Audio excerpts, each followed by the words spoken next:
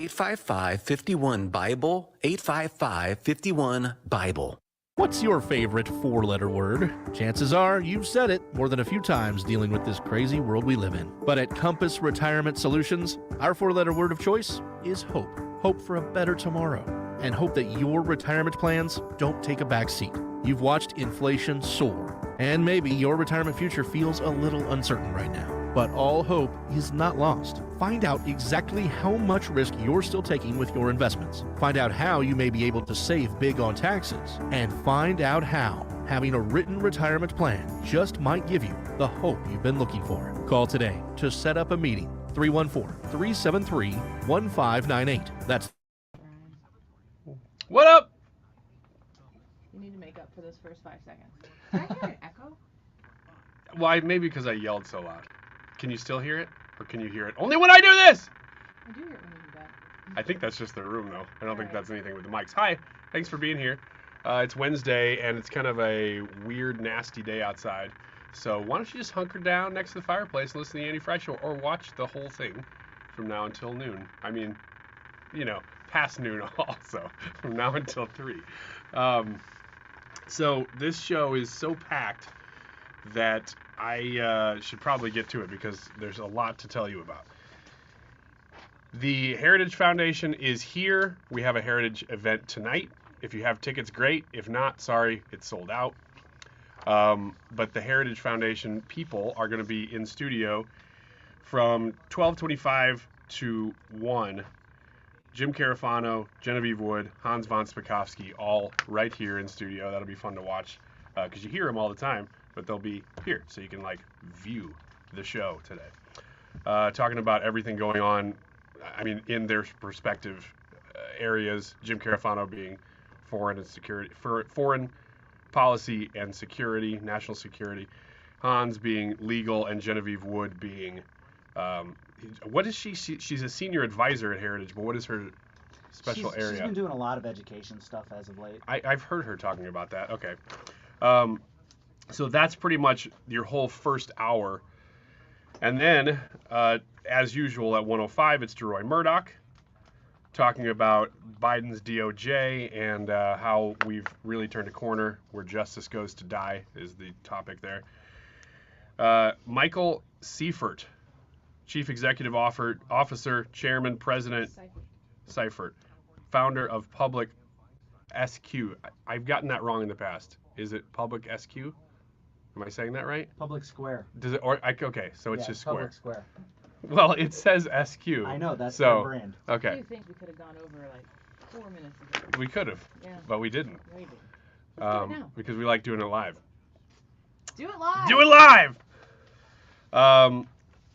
So he's going to be talking about what they're doing and the growth that they're seeing as far as everything PublicSq,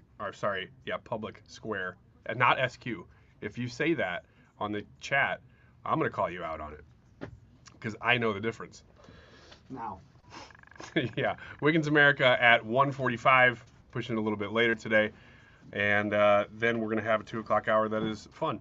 So, poll question. I didn't even get to that yet. Lots on the show today. Should Donald Trump join the GOP primary debate stage? I've seen rumors that maybe he's considering it now. We don't know. But let us know what you think, yes or no. That is today's show. There you go. Stick around. It's going to be full right from the start, right through 3 o'clock.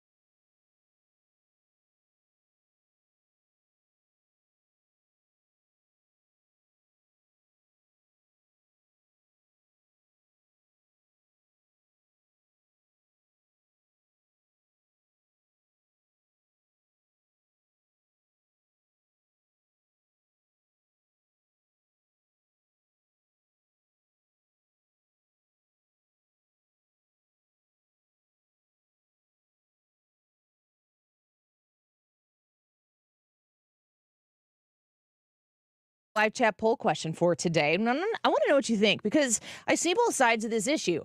The goal is to win the race. First, he has to win the primary. Should be simple for him unless he blows himself up. First, he has to win the primary, and then Donald Trump has to face off with, at the time, Joe Biden. And when you are saying when you're saying that I'm not so sure that I'm going to actually move into the debate stage on the primary, doesn't seem to make much sense for me right now. You have to understand he's in the frame of mind where he needs to win the primary. And if he is whipping people's butts right now in the primary, it doesn't make much sense for him to participate. Unless, of course, you're doing this more for not just the victory, but also to convey your message to the American people. The irony here is that for me, if Donald Trump elects not to debate in the primary, it might be a smart political move for him. I think I could argue that on both sides. It might be a smart political move for him, but the even braver and bolder move would be, I'm not afraid of anything. I'm not afraid of anybody. It's going to be a lot tougher for Donald Trump after this primary debate to push back against the Democrat machine that will work overtime against him, as it is apt to do. And if Donald Trump doesn't want to go on a stage and debate issues that matter to you with other people who want to solve essentially the same problems he does, concerns me a little bit. I want to see him on the debate stage. I want him to show us, anybody who's out there like me who doesn't support Donald Trump any less than I ever did, but my concern about him winning in the general is the predominant factor in me selecting a candidate in the primary. I need to vote for somebody who can win the whole gosh darn thing. And I'd like to see Donald Trump make that case for me, and then maybe he would earn my vote in the primary. Maybe he doesn't need it. I don't know.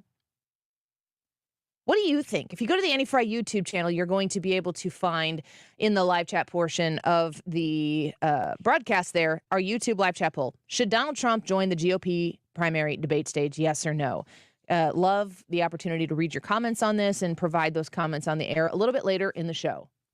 I think it's important that he does. So my vote here would be a yes. Brad, when you're thinking about Donald Trump and his response to not joining the debate stage, what's your ultimate thought on what he should do? Well, just because I think that the people of the United States needs to hear the conversation, I think that he should be on the debate stage. So if I'm voting in this poll, I'm voting yes, he should debate. However, I 100% understand that, there's no real upside for him to debate outside. I mean, he could have a really good debate. He could come off looking really good in that. I don't know that moves the numbers much for him. But we've been talking about this for a long time. I don't know that him having a bad debate moves the numbers for him. I don't really know that there is even a downside for him because he's been indicted 3 times. There's a lot of stuff. I don't know what he could do that could hurt him with his own base. I agree that his ability, his upside isn't huge. I think there's a huge downside.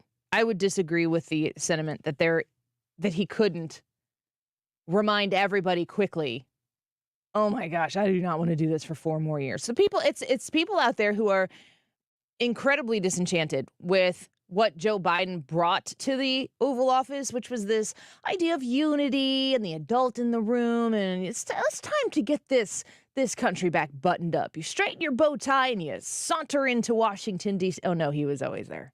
He's always been there for decades. You move your office across D.C. into the Oval Office, and you go where they tell you, and you stand where they point, and you just become the president of the United States, and you're the grown-up in the room. Except for the fact that there's a lot of grown-ups who seem to be in other back rooms deciding this presidency on an incredibly left-wing, far left-wing progressive agenda, which is not really what you voted for, what he told you when you elected Joe Biden, if you were one of those who elected to vote for him. What he told you he was going to bring to the Oval Office is the opposite of what he's brought to the Oval Office.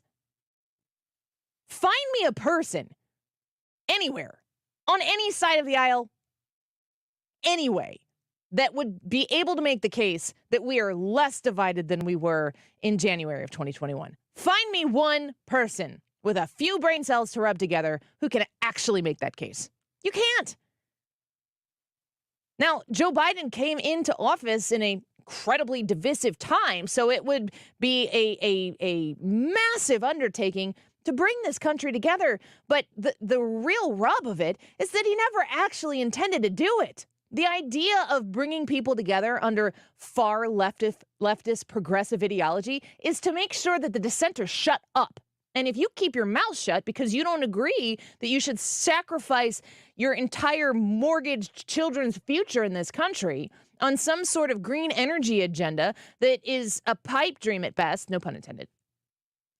If you don't believe that you should have to, fully support the idea that the cultural left wing of this political party wants you to shut your mouth, Neo, when you say, you know what, I don't think it's right for us to be encouraging kids to follow their dreams at 5 when they want to change their genders. My 7-year-old thinks she's a dinosaur half the time. She's very good at it. She's like raptor, part T-Rex, part EVG, which is what we call her. Her arms are longer, though. She's taught my 2-year-old how to be a dinosaur. I guess that we're just almost a herd of dinosaurs in our house, and maybe that's something that I should embrace and you should embrace too. It's ridiculous. It's funny, but it's ridiculous. And it's funny because it's ridiculous. It's becoming less and less funny when the idea that collectively, culturally, anytime you dissent from the approved narrative, not of the majority, but of the obnoxiously high volume, loud, shrieking cultural left, it sounds like a mass of people. And really, they're just massively obnoxious with their views on how to go about life, on how culturally we should live in a community together. And the persona non grata for anybody who does not agree with said written rules that are pre-approved and will change by lunchtime. You have to constantly be wearing we always talk about the Office Space, 15 required pieces of flair that make sure, and it's the minimum. We all know how people feel about those who only choose to do the minimum. There's a million opportunities for you to go out and virtue signal just to make sure that everybody understands that you are not the hateful bigot that you default to unless you're shouting your obnoxious beliefs about everything all the time in people's faces. It's exhausting. It's an exhausting existence. What soda are you going to drink? What beer are you going to drink? What clothes are you going to wear? Where are you going to vacation? Where are you going to travel to? What states aren't you going to travel to? How are you going to educate your kids? What shoes are you going to wear? What sporting events are you going to attend? What concerts are you going to go to? What kind of music do you like? All of it, political, all the time. It's the most predominant thing in our culture today, and it's only because the loudest minority that exists has made you believe that that has to be a factor in every freaking decision that you make. And you know that it's annoying, and you're kind of getting sick of it. There are a lot of those people out there right now who are incredibly disenchanted, feel disenfranchised from the president, the way he has led his administration, the way he has really deceived Americans as to whom he was going to be as the president of the United States. There is no semblance of his promises to the American people about unity, about the idea that there would be some sort of dignity in the office. Good grief, this guy's been selling his office for quite some time, it seems. There is always a separation that politicians will sell you, a division that they need to identify. There is a gap between you and what it is you're seeking. The more vague that they can keep their message about what it is that you're seeking, the easier they can fill that gap for you. If they can get you to the point which you don't actually think about it in a tangibility, and it's something that could actually be achieved or reached with some level of bootstraps and all the stuff that goes along with that, if they can only get you to identify and feel, live in your emotions in that gap, then they can sell you a solution that doesn't even really have measurable means so that you can say, you said you were going to get us this, and you've gotten us 75% of that. That's not so bad. You should do 4 more years of this and maybe we'll make it the whole way. No, they sell you this idea of a divisiveness, and it's between you and the person who is not the same skin color as you. It's between you and the person who's not the same gender as you. It's between you and the person who's not the same religion as you. It's between you and the person who went to a different high school than you, St. Louisans. I'm talking to you. It is a repetitive identification of how you are different and divided from those who are the closest to you. And as soon as they get that wedge, and they work their way in and they weasel and they get the little elbow room and then they move it out a little bit further. As soon as they make that gap known to you, then they make you feel bad about it. And then they tell you they're going to make you feel better. You just got to elect them. Just got to cast your vote for them the next election cycle.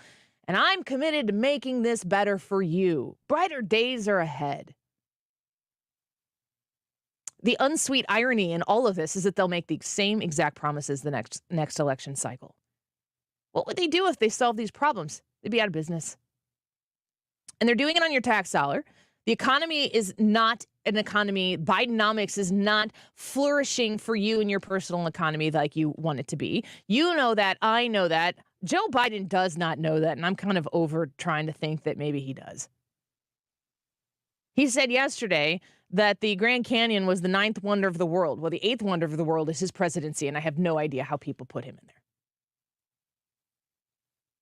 That division that you feel when you're with people who are in your life who are incredibly more important to you than any policy or legislative bill, whether it's in the United States Congress or whether it's in your local state legislature in Jefferson City, whether it's in Springfield, Illinois, or it's in your school board in your hometown. That division that you are made to feel doesn't have to exist, and the conservative solution is to go fix it. And focus on it yourself and not wait for some elected official who maybe has an R next to their name to go solve the problem for you. That's big government. You've got school board concerns. You've got taxpayer concerns. Find out who makes those decisions and go talk to them and talk to your friends. You've got homelessness in your community. Find somebody who is providing a solution to real people who are suffering from it. Veterans who are out on the street, find somewhere that is treating these people and providing for these people. Women who find themselves alone in a clinic trying to find out whether or not they're expecting, whether they're pregnant or not, and they go to a place that is just leeching off of them. Boy, I know it. I live it. I drive into Illinois every day, and one of the first billboards you see is like, welcome, here you can get an abortion. It's interesting to know that that is one of the priorities of people who arrive in the state of Illinois. It is the bastion of hope for those who want to seek to end the lives of their unborn children. But the left, again, is making those people feel scared in that moment, empowered with a decision that they will live with for the rest of their life. If you, like me, have a heart for that issue, you need to find somewhere that is providing information for these women that will help them make an educated decision to choose life. Maybe they don't raise that child, but there's somebody out there who wants to. And maybe your encouragement is the thing that needs to happen for somebody sitting out there right now who's scared, who's going to make that decision. It's actually incredibly pro-woman to be pro-life. And conservatives can do better at that. We have divisions. We have big news stories. We have gigantic pressures on this country. And we are going to look forward to the next election to solve these problems. But these elections have never solved the problems, because if we only ever wait for elections to solve the problems, we'll always have to wait for the next one. Your opportunity to be a part of that solution is actually right now. Find something that you care about. Find something that hurts your heart and figure out a way to help one person hurt less. And that's how it starts. Because as soon as we stop surrendering all of our hopes and dreams and making sure that the R gets elected or the D gets unelected or whatever it is, then we have given up the thing that makes America great, which is we the people. It's our ability to see, identify, and solve problems without having to wait for a government regulation or a taxpayer dollar to show up. Your taxpayer $1 will go much farther donated right now to a local charity group that is helping the very issue that is hurting your heart. 454 days to the election, but maybe just one afternoon before you can help somebody.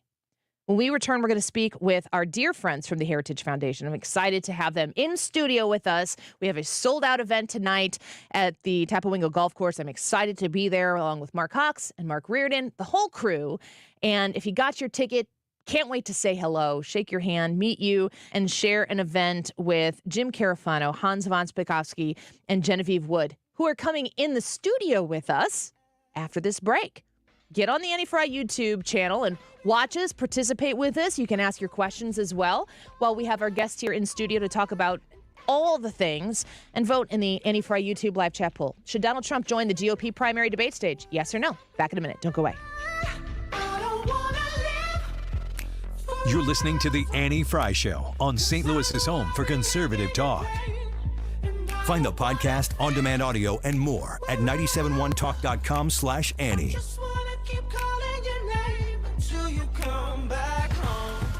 Foley Dental Group online at foleydentalgroup.com. This is my dentist, the dentist of my kiddos.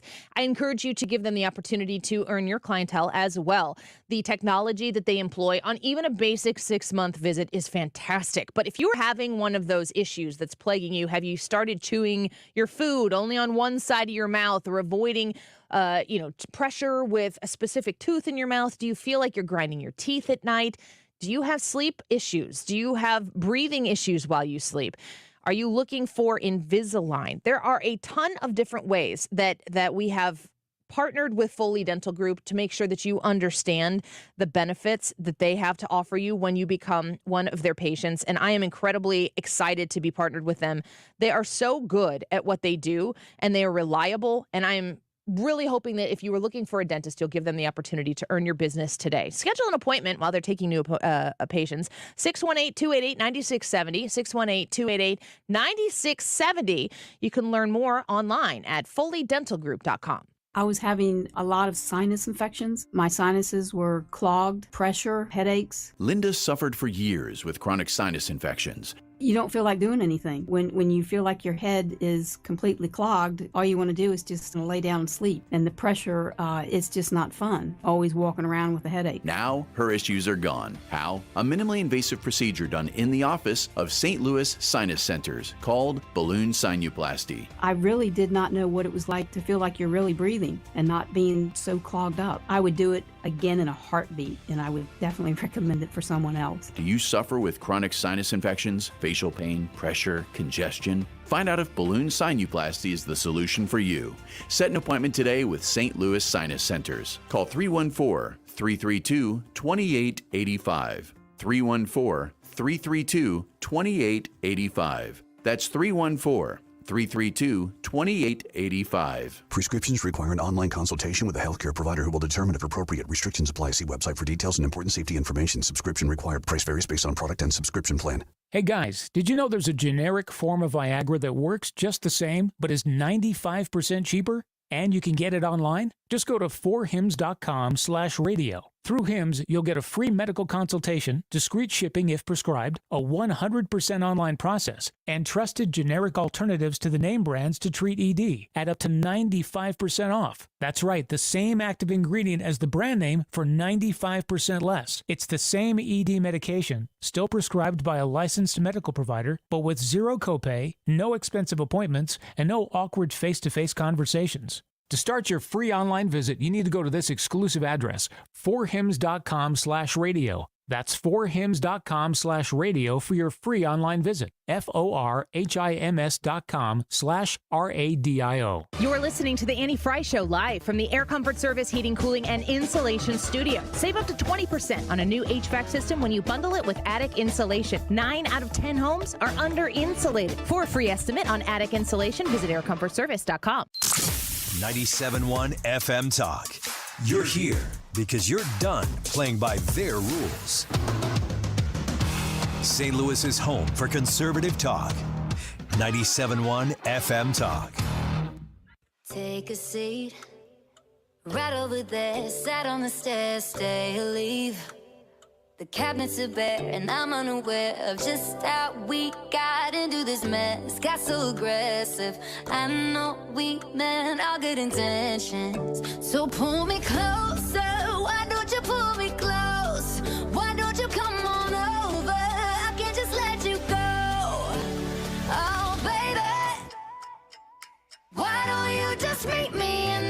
is The Annie Frey Show. I'm losing my mind just a little. So why don't you Follow just Annie on meet Twitter me in the at Annie Frey Show.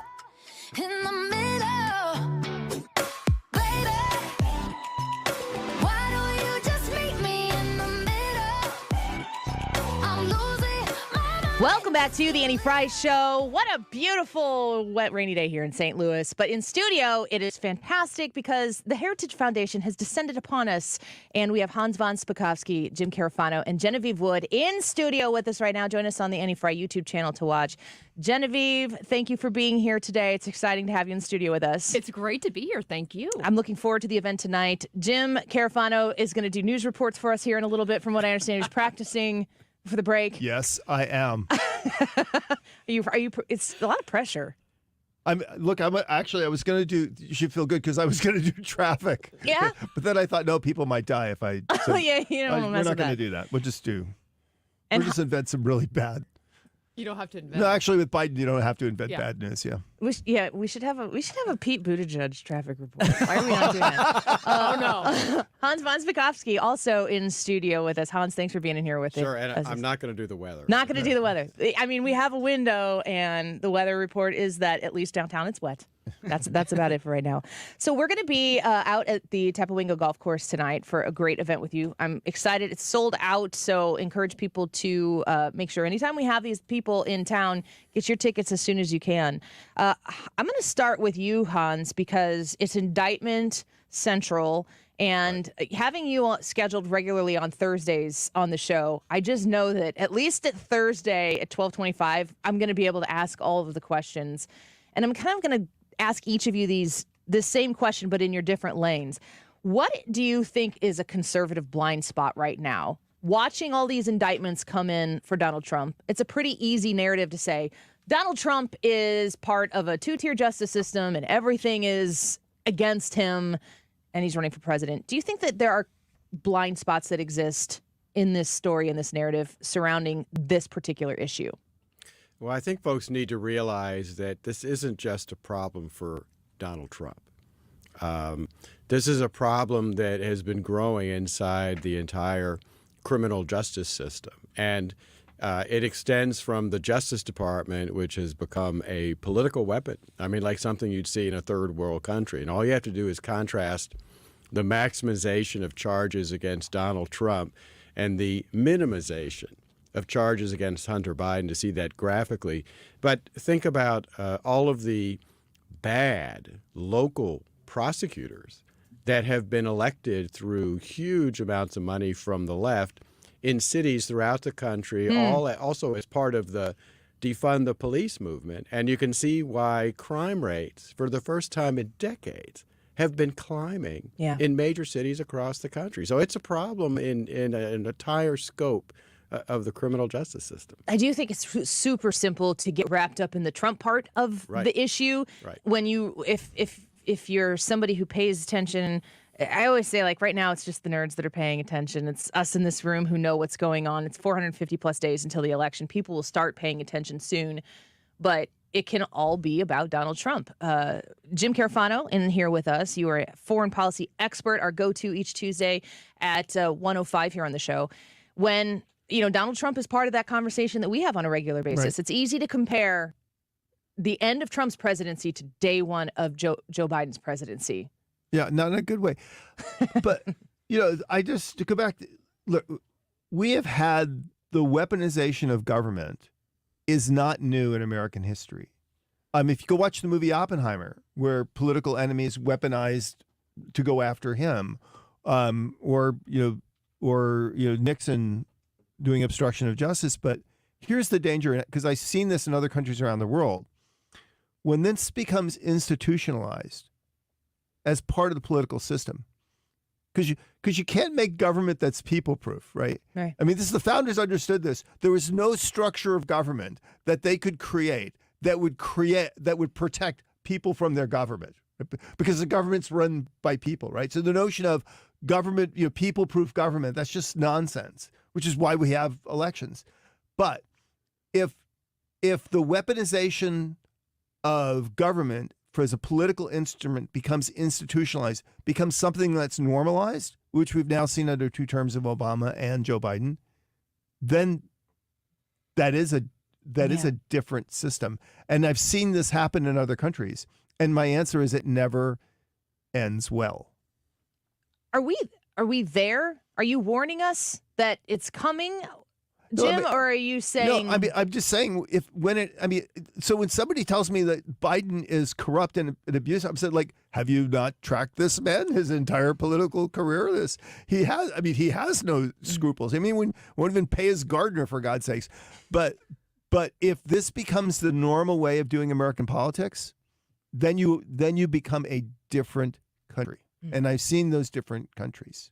Genevieve Wood in here with us also. When you are looking at the big picture right now, because everything gets wrapped up in elections, and there's really so much more to it, because it kind of becomes sport for a lot of people when they're paying attention to.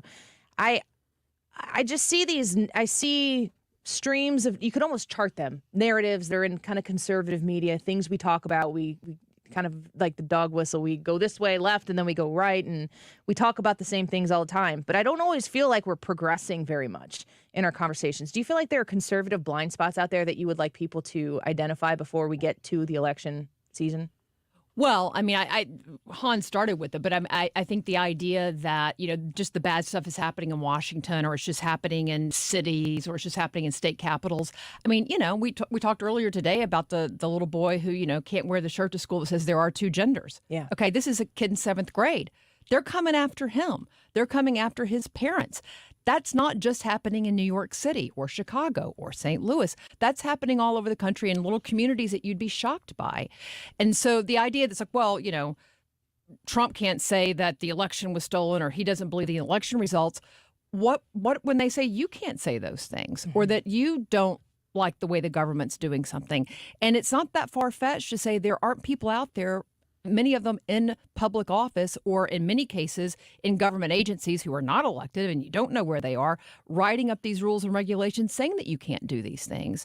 And so there's hardly an area of life where government is now not somehow in it. Yeah. And that's scary. And people need to understand that it's not just big government, it's government everywhere. I think you brought up education, and the pandemic did as much horrid awfulness that existed out of the pandemic.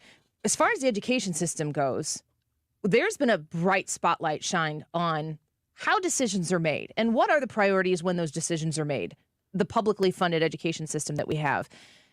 And then I've seen recently this survey that came out that young men are becoming, or like teenage boys or whatever, becoming more conservative, but young females are becoming more liberal. What do you make of that, and what we need to do I always talk about conservatism, but it's really more like constitutionalism. Like, get back to the idea of just small government. You're going to have problems. You're going to have to figure out how to solve them. And you're going to find that you would like to have a lot of say in how those problems get solved for you. That's right. Well, I mean, for some time, our society, certainly schools, have been going after boys. It wasn't good to be a young boy in school because increasingly things were skewed towards girls. We may see a backlash now that all of a sudden, though, you have some guys who can't make it in guys' sports. Now they want to enter the women's arena. And now women's sports, and you have people saying, like Martina Navratilova, who's never been considered a big conservative, saying, wait, this isn't fair. So sometimes when you start tasting the medicine, unfortunately, sometimes that's what it takes to make you realize we need to relook at how this thing's going. How do you, Jim, when you're looking at the direction the country is taking right now culturally, compare it to other countries around the world that, we're a free country. We're not the only free country that exists in the world, but it seems as though we're just willfully handing over a lot of these things that cause us to be different and divided because we disagree. Well, that is a really interesting question because, I'm in the camp that thinks we've actually hit peak woke in America. I mean, you talked about, some people becoming, like groups becoming more conservative. Because when you've reached the point of utter idiocy in your policies, right, and the hypocrisy just becomes so obvious, then people start to think for themselves.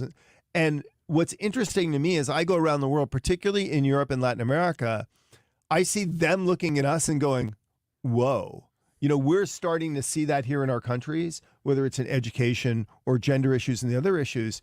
And they don't like it, or they have very, very intrusive governments, and they're saying that they can do that to us. So I actually think that we've become kind of the world's petri dish, and we're demonstrating what wokeness looks like, and I don't think it plays very well anywhere. Hans, the First Amendment is important. Under attack, too. Well, that's my question to you, because we say this all the time, like, you don't have to protect comfortable speech, you have to protect the uncomfortable speech, and you have to go hand in hand with your fellow Americans to say, I'm willing to protect your uncomfortable speech, you need to protect my uncomfortable speech. How dramatic is that assault on the First Amendment right now? It is extremely dramatic. And while we believe that is not what the left believes. They want to silence anyone who disagrees with them. And if folks want to know how bad this is, look, I wrote an article recently about this court case. It was Louisiana and Texas sued the administration over the fact that the administration was intimidating, threatening, and coercing social media companies to censor accounts of Americans, their opinions. And it wasn't just on the election. It was also on COVID. It was on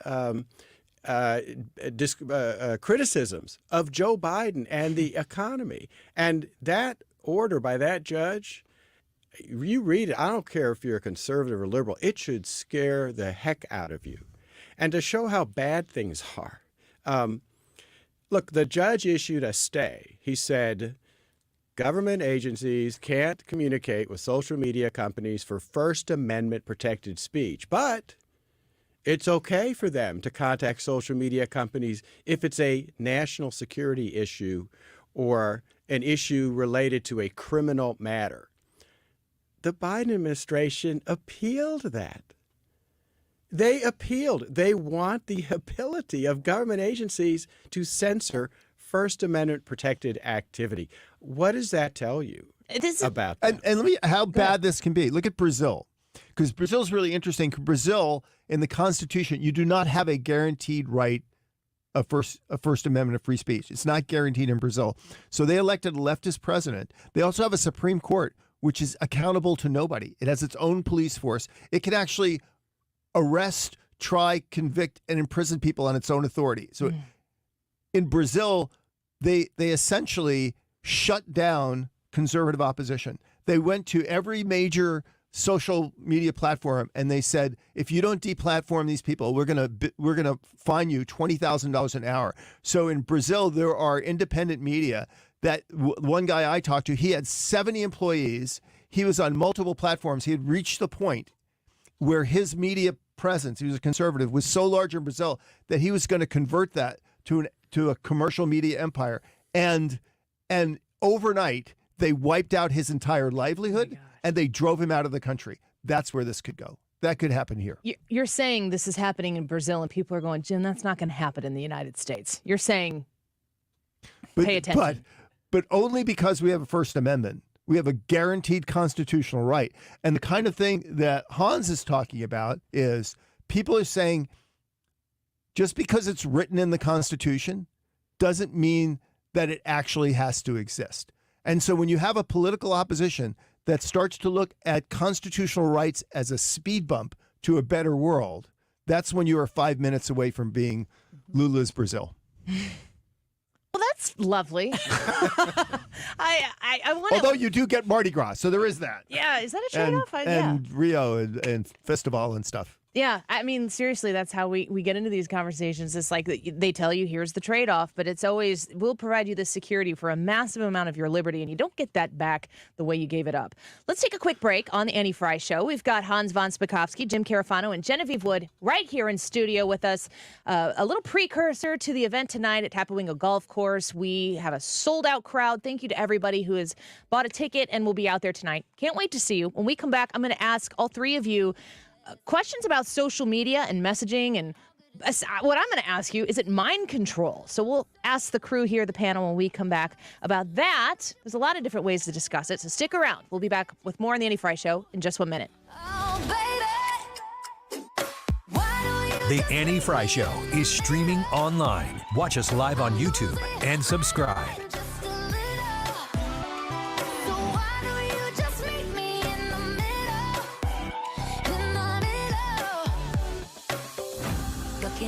without you, I can't lie.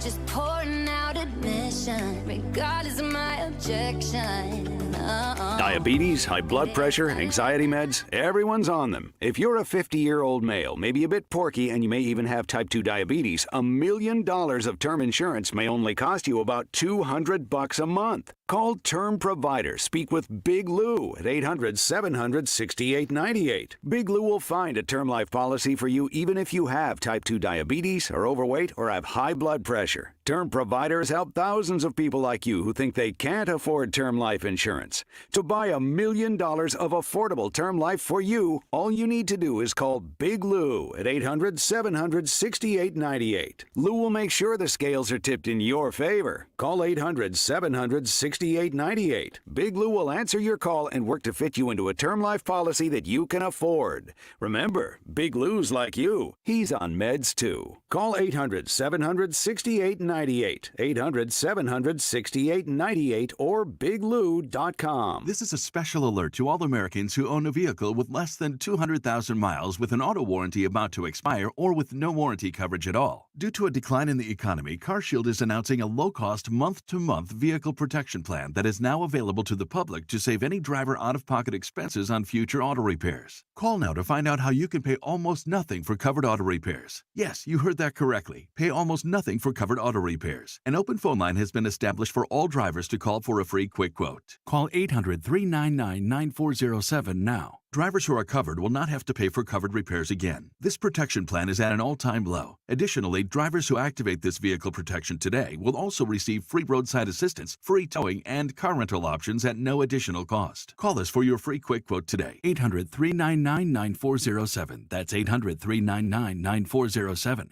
What do you have to lose? Call 800-399-9407. Again, 800-399-9407. For a hole in your roof or a whole new roof, Frederick Roofing. Over 90,000 satisfied customers since 1929. Frederick Roofing, 314-645-2000. Hi, I'm Jim Brennan, president of McKelvey Homes. Founded in 1898, McKelvey Homes is celebrating 125 years with our inventory home sale. Get $12,500 off of all our market homes. Move in quick, lock in your interest rate, and get all the popular features and colors selected by design professionals. And for every home sold, McKelvey Homes will donate $1,898 to Dravet Syndrome Foundation. Visit McKelveyhomes.com. Hey, we've got the good people from Heritage in here for one more segment. Don't touch that dial. Don't change anything. The time is 12:46. This update is sponsored by Jerry Kelly Heating and Air Conditioning. It's time for a $98 AC tune-up. You're listening to award-winning, thought-provoking talk. You're listening to 97.1 FM Talk. Your home for conservative talk. On the air for over 20 years. Remember the words you told me, love me till the day I die.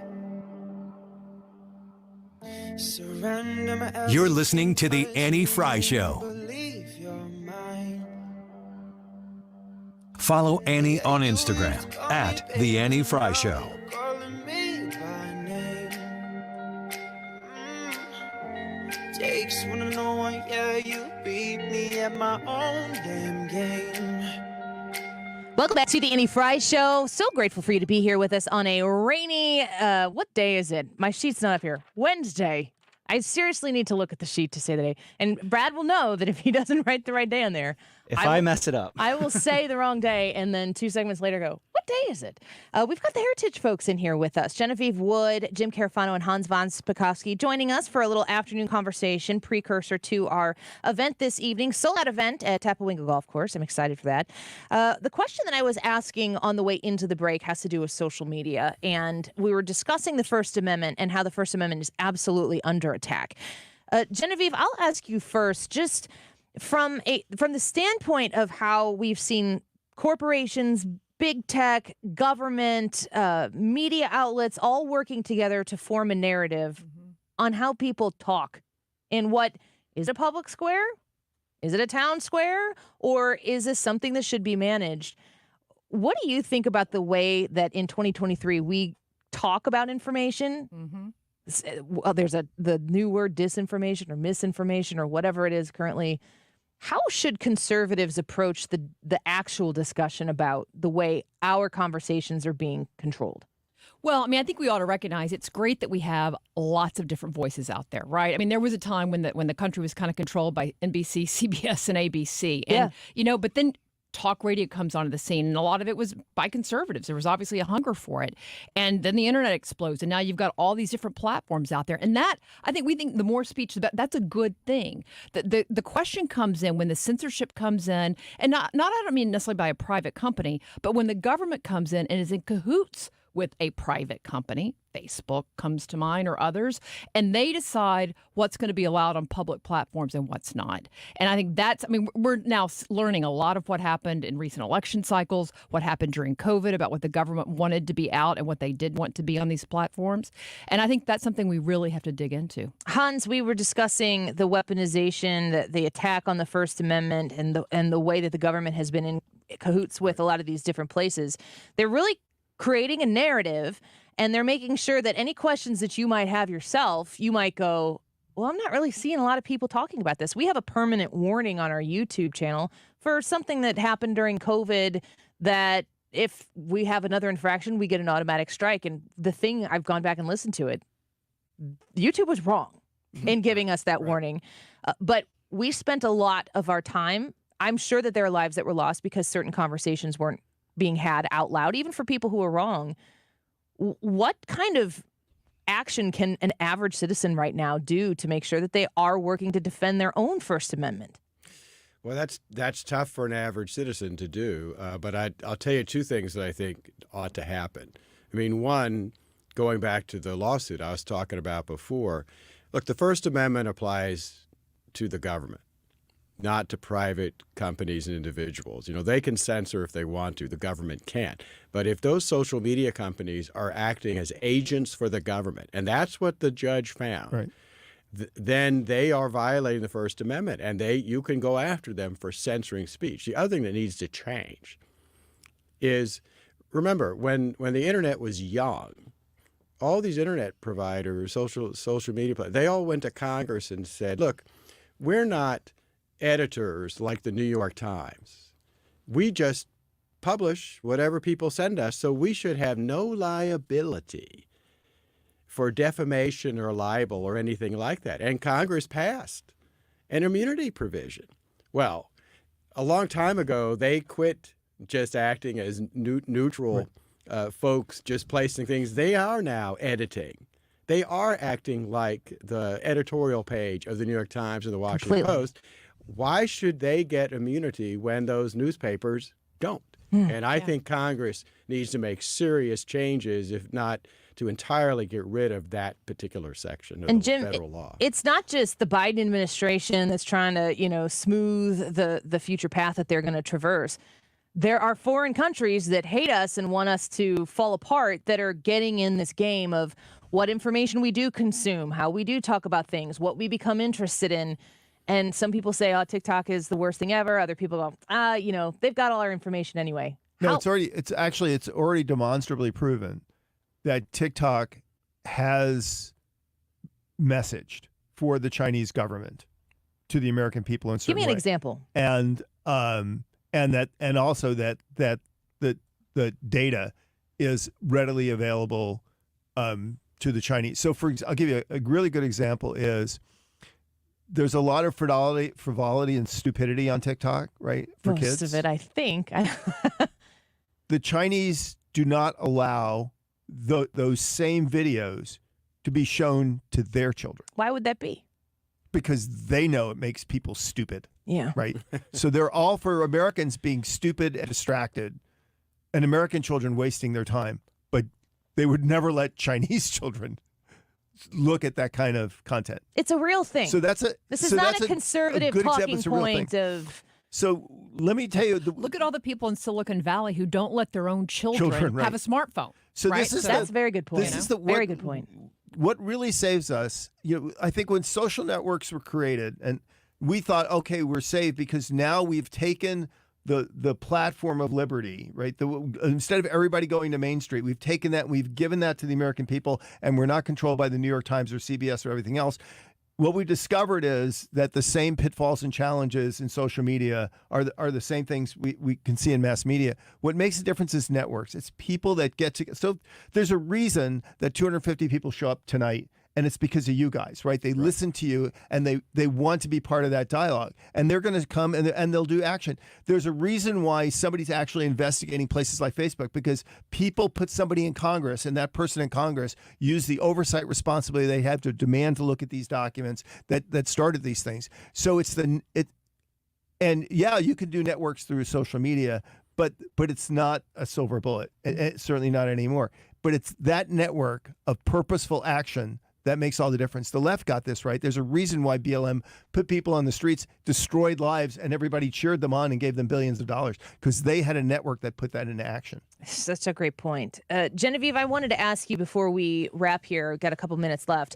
I keep getting asked by our listeners, talk about Project 25. Talk about Project 25. I want to talk about Project 25 with you. Genevieve, what is Project 25? What should people know? It's something that the folks at MSNBC are very scared of. So Everyone's that's interested already. Yeah, Say that's our no tagline. more. Yeah. No, look, I mean, every time an administration comes in that, it's not just the president and the vice president, a few other people. You have over 4,000 to 5,000 officials that need to come in with them. They need to have a playbook from day one of where they're going to go in these different agencies. And Heritage is leading an effort that now involves over 60 other conservative organizations. So it's not just Heritage, it's us and a lot of others, both in D.C. and across the country, that have said we don't want the next conservative administration to come in and not be ready to go the very minute he or she takes the oath of office. And so the goal of Project 2025 is to have both the policies in place, and we have a 900 plus page book where you can go through every agency and see here's what you got to do, written by many Heritage scholars, but also others from other organizations. But you got to have the personnel.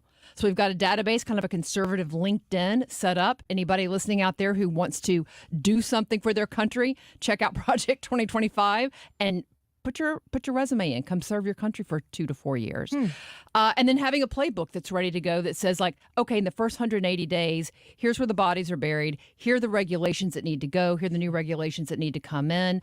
I don't think we've always tried to do something similar to this for previous administrations, but nothing on this grand of a scale have we done. Yeah, but usually it starts like after the convention, when candidates start to seriously think. And the notion is, why do you wait? Yeah. And look, the Biden guys did this.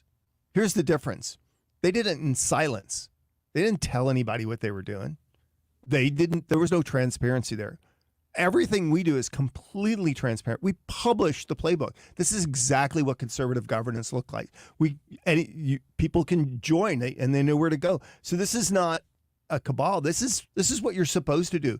People should want people to come in office and be prepared to govern. And this is for whomever wins that nomination in general. Right. This isn't a particular candidate. And this is the most important thing. You should govern the way you talk. Amen.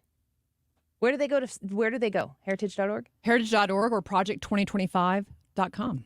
Take you right there. Go check it out. I cannot wait to see you guys tonight at Tapawingo Golf Course. These are always wonderful events. I learned so much. I thought it was a tiki bar. What the heck? Trisha's making the green room a tiki bar for you right now. That's what she's slaving over there. Yeah, and it's sold out, right? It is sold out. People should come anyway. Unless you're the fire marshal, then you should stay home. Everybody else should come. All right. Well, thank you for being in here. So grateful for the opportunity to talk to you in studio, and we will see you tonight. Hopefully, we'll see you tonight out at the golf course for another wonderful night with the Heritage Foundation. Stick around. We've got Deroy Murdock when we come back, and Michael Seifert, the Chief Executive Officer of the Public Square, PublicSq.com. Go check it out, and we'll be back in just a minute.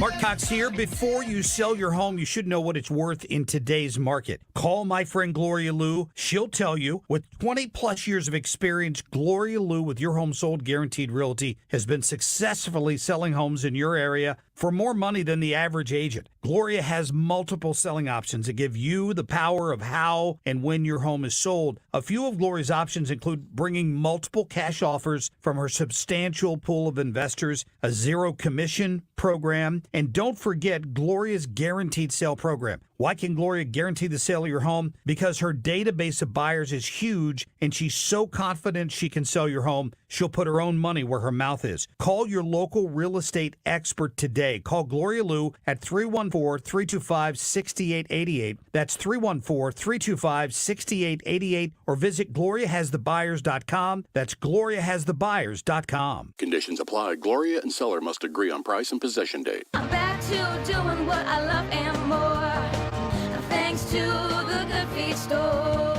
This planet is so incredibly beautiful that I can't get enough of it. I did 950 miles on the Pacific Crest Trail, and Good Feet was with me all the way. Your passion's important, but if your body aches and if your heel feels like you've got a nail stuck in it and won't come out, trust me, it's going to wear you down. The Good Feet store knew what they were talking about and took the time to really dial in what I needed. I hiked 84 miles in the Himalaya and to do it pain-free. You think I'm not grateful for Good Feet? Get ready for your summer adventures. Come to the Good Feet store today. Call 314-317-9494 or visit one of our 2 locations on Olive west of I-270 in the Plaza with Subway or in Shiloh, Illinois across from Deerbergs. Thanks to the Good Feet store. Individual results may vary. Consult your physician for medical conditions. Visit the website goodfeetstlouis.com. You deserve comfort in your life. Come in for your free test walk today.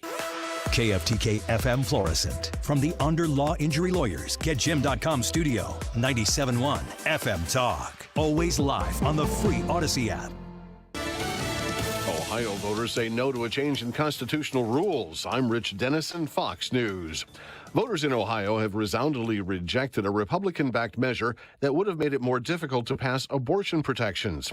The defeat of Issue 1 keeps in place a simple majority threshold for passing future changes to the state's constitution, rather than requiring a 60% supermajority. Ohio Republicans placed the question on the summer ballot in hopes of undercutting a citizen initiative voters will decide in November that seeks to enshrine abortion rights in the Constitution. Of course, the left used that as a motivator, but I think it motivated pro-life Ohioans to get out and vote as well, just not enough of them. Republican Ohio Secretary of State Frank LaRose. That vote sets up a fall campaign that'll become the nation's latest referendum on the abortion issue since the Supreme Court overturned Roe v. Wade last year. An aid organization in Haiti says one of its staff and her daughter have been freed in nearly 2 weeks after they were kidnapped in the capital of Port-au-Prince. Witnesses had said armed men seized New Hampshire native Alex Dorsainville and her daughter in late July from a clinic in a gang-controlled area of Port-au-Prince where Dorsainville volunteers. President Biden's in New Mexico promoting the Inflation Reduction Act he signed nearly a year ago, the day after also touting it in Arizona. Biggest investment in climate conservation and environmental justice ever, anywhere in the history of the world. No Republicans voted for that law, saying the green energy initiatives would be too costly for the U.S. economy. Wildfires in Hawaii, fanned by strong winds from a hurricane, burned multiple buildings, forcing evacuations in several communities today. Rescuers say they pulled a dozen people from the ocean who had sought refuge from the smoke and flames in the water. America is listening to Fox News.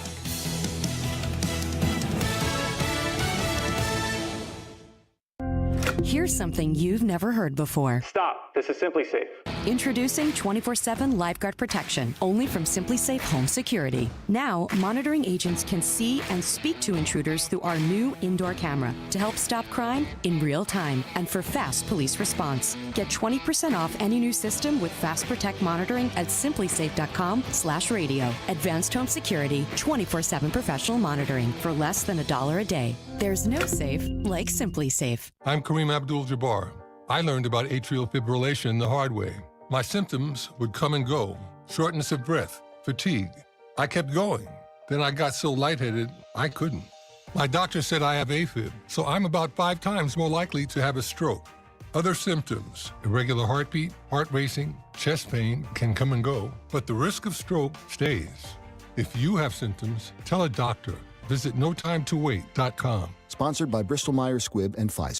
Air Comfort Service, heating, cooling, and insulation. Weather. Chief Meteorologist Dave Murray. More showers and thunderstorms rumbling around as we go through the afternoon and into the evening. Strongest storms will produce some heavy rain, intense lightning, some small hail, and the possibility of some strong and damaging winds, though that's not for everybody. Temperatures mainly in the 70s this afternoon. Everything fades away by 10 o'clock. 68 for the low, and Thursday partly sunny and 85. This is 97.1 FM Talk. Chief Meteorologist Dave Murray. Put my headphones on and they're sticking out to the side. That's not good. All right, that's better. I want to talk to you about Ruler Foods, not my headphones. If I can get my headphones on, I can do that. RulerFoods.com is where you go to find the Ruler Foods that's closest to you. And you can save money that way. I go past the Collinsville Ruler Foods during the school year, like every day. And it's such an easy thing to do, to stop by, pick up the essentials, or to do that big weekly grocery shopping trip that you might have to go through doing if you got a family of 6 like mine. And you save. It is easy to save every time because the prices are fantastic. They have all the name brands that you're likely shopping for, but did you know that Ruler Foods also carries Kroger brands at Ruler Foods prices? So this is good quality products, of course, those name brands as well. And you can shop and save each and every time you visit your Ruler Foods. Kroger 80% lean ground beef sold in 3-pound rolls, $3.33 a pound. They have cherries right now, $2.97 a pound. Also, Dole chopped kits. I love those. They're delicious. They're easy to eat, and they are on sale. Kroger salad bowls as well, 6 to 13 ounces, 2 for $5. Save on your grocery shopping with Ruler Foods. They are simple. They are smart. They are fresh. It's where I go to shop, and I hope you'll give them the opportunity to bring your grocery bill down a little bit as well. Find them on rulerfoods.com. Attention taxpayers, ready for some bad news? With $80 billion in new funding from Congress, the IRS has launched their most aggressive hiring campaign ever to ramp up enforcement. If you're ignoring your taxes, don't delay another minute because your paycheck, your bank account, even your home or business could already be at risk. Now, here's the good news. Optima Tax Relief, America's #1 tax relief firm, can get to work immediately, helping to protect you from the IRS. A+ rated by the Better Business Bureau, their tax attorneys and licensed professionals are experts at resolving tax problems. Let them help determine if you qualify for the Fresh Start Initiative or other powerful IRS tax assistance programs. Take control. Call Optima Tax Relief now for a free consultation. Call 800-987-6122. 800-987-6122. 800-987-6122. Optima Tax Relief. Some restrictions apply. For complete details, please visit OptimaTaxRelief.com. Hey, Bernie Federico here. Over the years, you've heard me talk about lakeside renovation and design. My friends Matt and Dan have been in the business for over 25 years and have done everything on my home, from James Hardy siding, Infinity from Marvin Windows, and even a couple of room additions. These guys are great, and you can trust them with your home. Check out their website to see for yourself all the beautiful work they've done. You can find them online at lakesidrenovationanddesign.com. Be sure to ask about their unbelievable financing options. Lakeside Renovation and Design. This weekend only, Elite Spa Sales is back with their massive factory direct hot tub and swim spa sale. Huge savings, factory incentives, immediate delivery. Everything must go. Hurry, the clock is ticking. Only at 2 Men and a Spa Dolly and Arnold. Sale ends Sunday. EliteSpaSales.com. This hour of the Annie Frey Show is brought to you by Ruler Foods. Low prices, no coupons. Ruler Foods. That is exactly what I needed to hear. Thank God someone here knows what they're talking about. That's us. That's right. Gotta love this American ride. All right, you need to take the time and get the full picture. Come on, turn the radio on. It's Saturday and I won't be long. Don't get me wrong. I love the ladies. I mean, they rev my engine, but they don't belong in the newsroom. It is Anchor Man, not Anchor Lady. What do you want from me? I'm not America's sweetheart. Goodness sake, kid. Keep your voice down. Your father's listening to the radio. I'm not America's sweetheart. This is the Annie Frey Show. Well, I think that the odds of seeing a superseding indictment in the January 6th case against Donald Trump are low. And that's because it's clear that the prosecution wants that to go to trial, and they want a trial date, and they want it to be either before the election or even before the Republican nomination. But what we could see is, to your point, the co-conspirators. I think that it's highly likely that some, if not all, will be indicted, but that could be in a separate case. And then on the financial piece, that also could be a separate set of charges.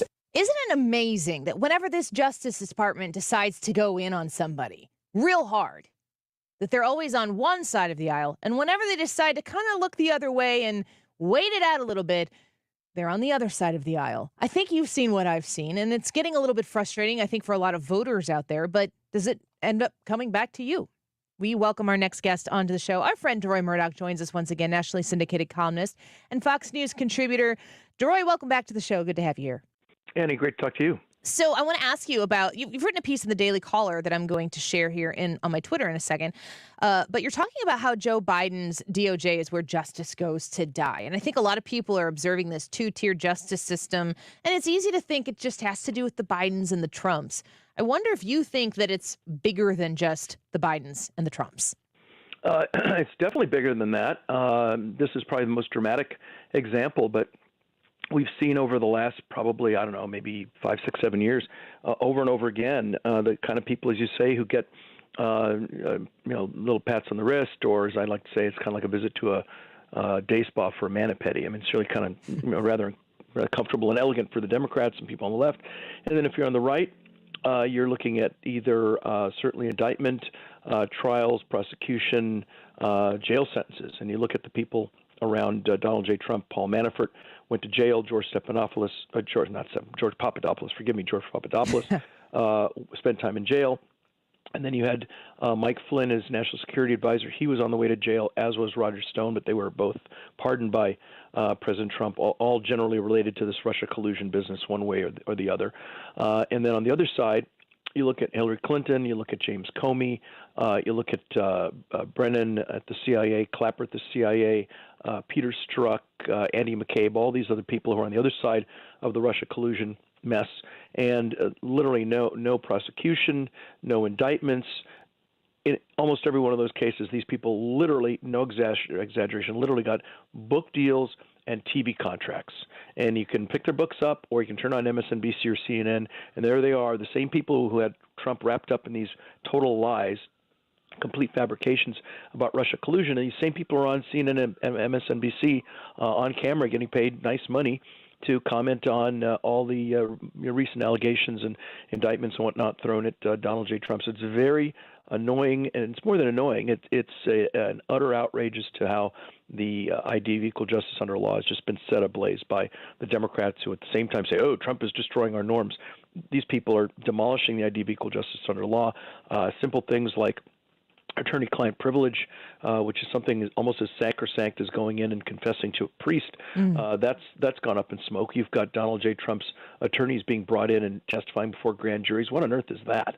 So this is increasingly, in my view, totalitarian, and it has the whiff of East Germany or Cuba about it. We're speaking with Deroy Murdock right now, Fox News contributor and nationally syndicated columnist. You can read his piece in the Daily Caller currently. It's as if the way that business is being done right now is being obliterated so much that you could never really put it back together. Because if a Republican were to get into office, we're talking right now about the possibility of a potential impeachment of Joe Biden. A very large portion of the voting American public taxpayers are going to look at that from a very, very distant place from politics and go, well, the Democrats impeached Donald Trump twice. I guess it's time to impeach Joe Biden, without knowing a lot of the details. Should a Republican get back in power, the pendulum seems to go back and forth because justice is political now. Is there a way to recover from this state of justice in America? Well, you could make this swinging pendulum argument, but then you look at the actual stuff that's going on in the case of the Bidens, Hunter Biden and Joe Biden, and you've got the Department of Justice basically engaged in, I call it the Department of Obstruction of Justice. You had the DOJ's prosecutors dragging their feet in the Hunter Biden tax situation, such that the statutes of limitations lapsed in 2014 and 2015. So he's scot-free on tax evasion, even though he paid zero tax for those 2 years when he was making tons of money from all of these shady deals. Then the IRS, this is very recent, a couple months ago, May 15th, the Department of Justice contacted the IRS. They had a 13-man team working on Hunter's tax investigation. They were told stop that, and they did. They shut down the investigation. And then this one is the most amazing thing, I think, in this entire case. We have an IRS whistleblower by the name of Gary Shapley, and he said that the IRS, about December of 2020, wanted to get a search warrant to take a look at Hunter Biden's storage unit in Northern Virginia. Well, that was all foiled by a DOJ prosecutor named Leslie Wolf. I'm quoting now Gary Shapley, the IRS whistleblower. He says, Leslie Wolf, quote, simply reached out to Hunter Biden's defense counsel and told him about the storage unit, once again ruining our chance to get to evidence before being destroyed, manipulated, or concealed, unquote. You have the Department of Justice calling up Hunter Biden's lawyer and saying, oh, by the way, the IRS might go search your storage unit, so you might want to go in there and straighten that out. What on earth is that? And why is this Leslie Wolf not in handcuffs right this second, being marched into court on suspicion of obstruction of justice and probably conspiracy? Unbelievable. This is happening in America. This isn't Venezuela. This isn't Haiti. This isn't Indonesia. This is the United States of America where this stuff is going on. This was December of 2020, and the DOJ telling the IRS not to investigate Hunter. That was just May 15th of this year. This stuff is going on as we speak. It's unbelievable, un-American, and totally unacceptable. Deroy, how do we... you and I are having a conversation here, and that serves a definite purpose. And there are people who look forward to this conversation every Wednesday at 1:05 on the show with you, Deroy. But as we move towards an election, what is at stake right now in this country is incredibly massive. And there are a lot of people who just don't want to have anything to do with it. And sometimes I feel like that's by design, make it as nasty and ugly as possible. So the least people pay attention and vote with their brain, they can just vote with their emotions and their feelings. Conservatives don't always have the best ability to attach to people's emotions and their feelings. But some of these issues, I mean, they make me incredibly angry and worried about the future of this country for my kids. How do we connect to those people? Well, I think we need to explain to folks what the stakes are. I mean, I think if we have 4 more years of Biden, and I assume Merrick Garland will stick around. If not Merrick Garland, it could be somebody even worse. And I think this country will just be unrecognizable. I mean, this country in 2023 is not the country we had in 2020. And if Biden and the Democrats get back in and continue the nonsense they're doing, I think the rule of law will be completely gone. Equal justice under law will be a distant memory. The political differences will be completely weaponized by the Department of Justice, and people will be locked up because the Department of Justice or the White House don't like the way people think. We're already seeing censorship all over the place, where if you believe something that isn't popular, you're canceled, you're deplatformed. In some cases, they'll shut down your bank account. This is often with the government leaning on banks, leaning on social media organizations to censor people. And I think if the Democrats get back in, this will all accelerate, not to mention loss of gas stoves, your air conditioning, all this global warming nonsense.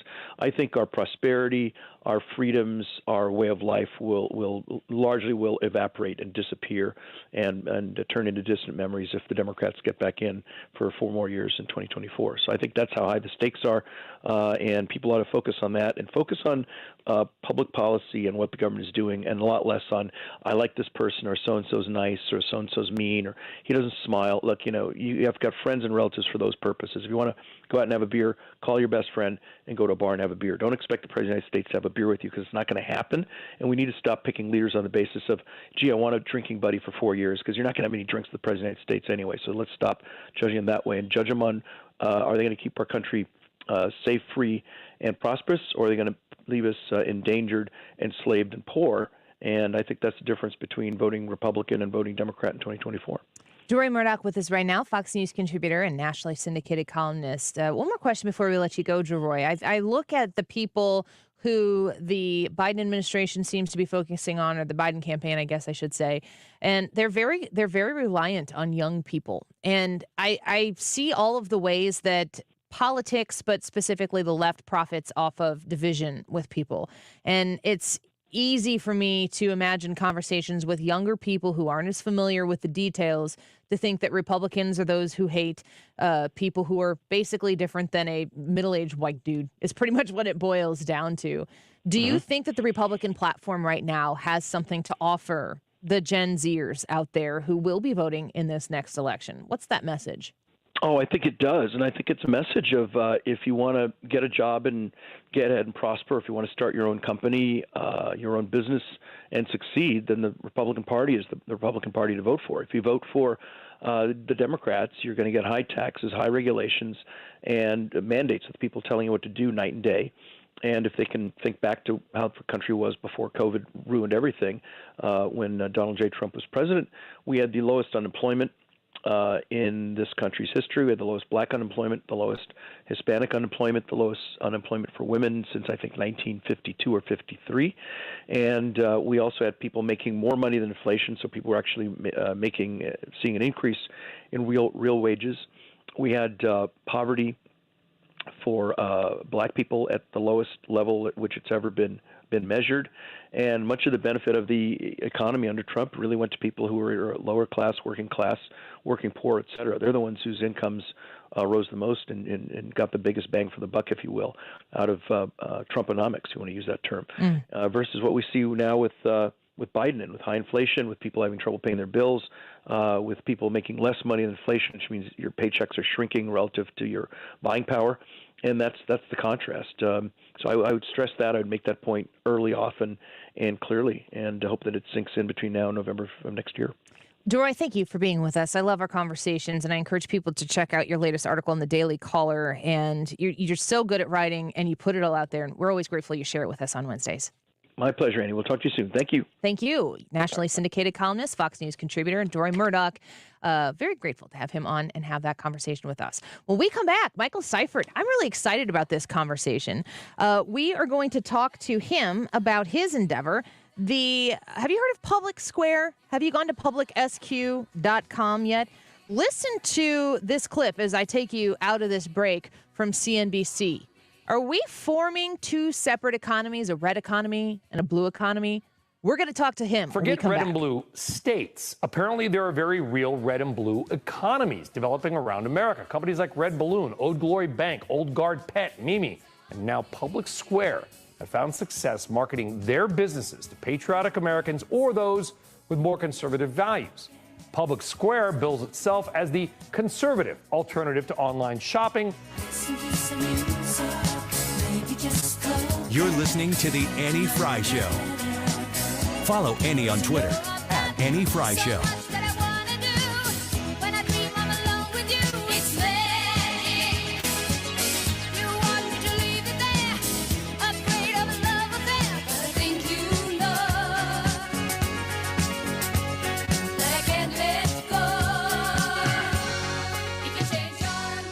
TheDiamondShop.net. If you go to the website, you might learn a little bit more about their summer clearance sale. Ooh, that sounds fun. Go shop 70% off, up to 70% off select items in their store right now in Clayton. There's a beautiful store. You walk in and you start to sparkle. It's just the nature of walking into this gorgeous store, and you're around people who know exactly how to help you with your needs. You don't walk in and they're like, I'm going to sell them this thing. They're going to listen to you. They're going to find out if you're on a fact-finding mission, some might say, or if you know exactly what you want, and maybe they've got it right there in the case for you already, or if you need it to be created, they've got you covered on all of those fronts. These are good people. It's a good family. They care deeply about their business, about their employees. If you're looking for a job, I know they're always trying to hire great salespeople.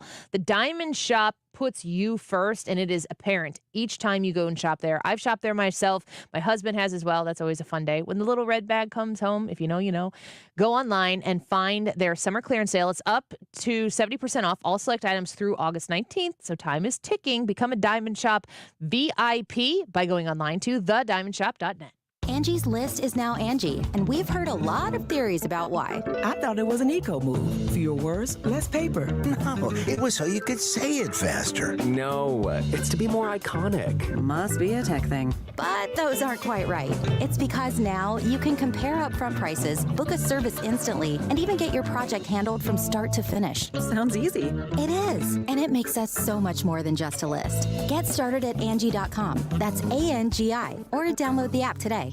On the battlefield, there's a saying America's military men and women live by. Never leave a fallen warrior behind, ever. Off the battlefield, Wounded Warrior Project operates with the same goal. Wounded Warrior Project was created to help our men and women returning home with the scars of war, whether those scars are physical or mental. Wounded Warrior Project. We never leave a fallen warrior behind, ever. Learn more about what we do at woundedwarriorproject.org. Hi, I'm Bob Kershaw with Retirement Advisor Group. Are you worried about market volatility? Are you concerned your money won't last you through retirement? Hi, I'm Tammy Kershaw. As a family business, we are committed to protecting your retirement, whether you're nearing retirement or already retired.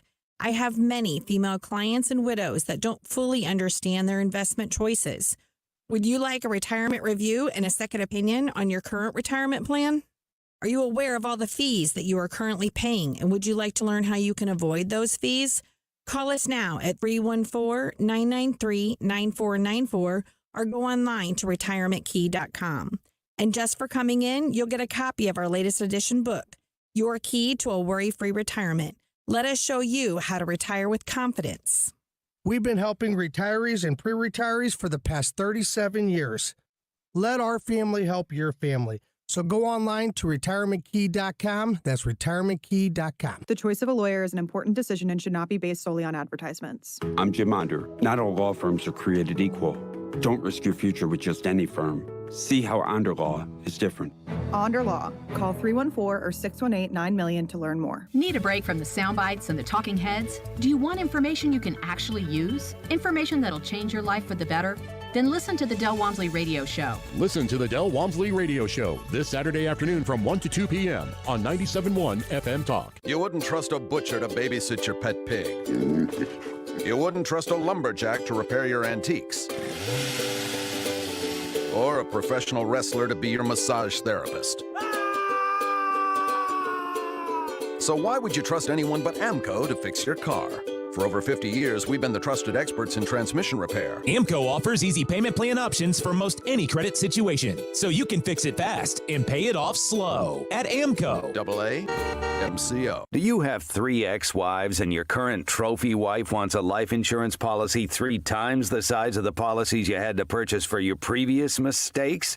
If so, you need to call Big Lou at Term Provider, 800-700-6898. Big Lou is intimately familiar with your problems, and if you're 50 or 60 years old and in reasonably good health, a $1 million policy should only cost about $100 to $200 per month. Big Lou may have a solution for your previous policies as well. You may even save enough money to lighten the load on your new $1 million policy. Remember, call Big Lou. He's like you, except he's only on number 2. Call Term Provider at 800-700-6898. That's 800-700-6898 for $1 million in term life insurance that you can live with. Call Big Lou at 800-700-6898. 800-700-6898. For details and a list of all station contest rules, visit www.971talk.com/rules. You're listening to the Annie Frey Show live from the Air Comfort Service Heating, Cooling, and Insulation Studio. Summer's just getting started. Still need your air conditioner checked? Schedule your HVAC system check for only $54. This is a limited time offer. For details, visit aircomfortservice.com.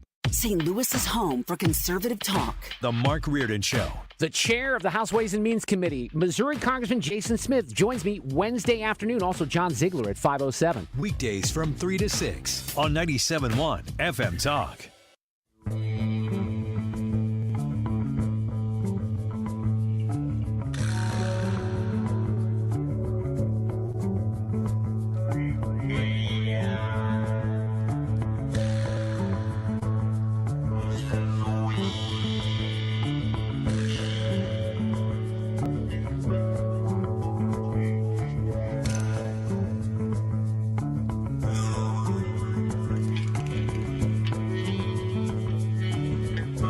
This is the Annie Frey Show.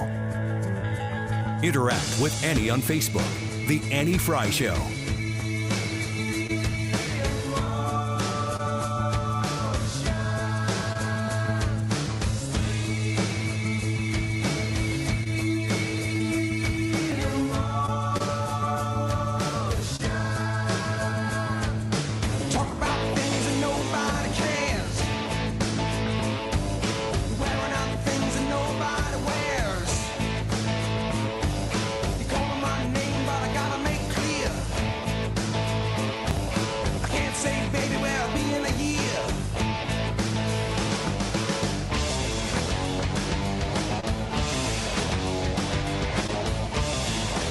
Forget red and blue states. Apparently, there are very real red and blue economies developing around America. Companies like Red Balloon, Old Glory Bank, Old Guard Pet, Mimi, and now PublicSq have found success marketing their businesses to patriotic Americans or those with more conservative values. PublicSq bills itself as the conservative alternative to online shopping, So I'm on my phone right now, and I am on my PublicSq app. And it is one of the coolest things ever to be able to go search an area, just as you are apt to do with anything else that you might be looking for if you're on Google or whatever.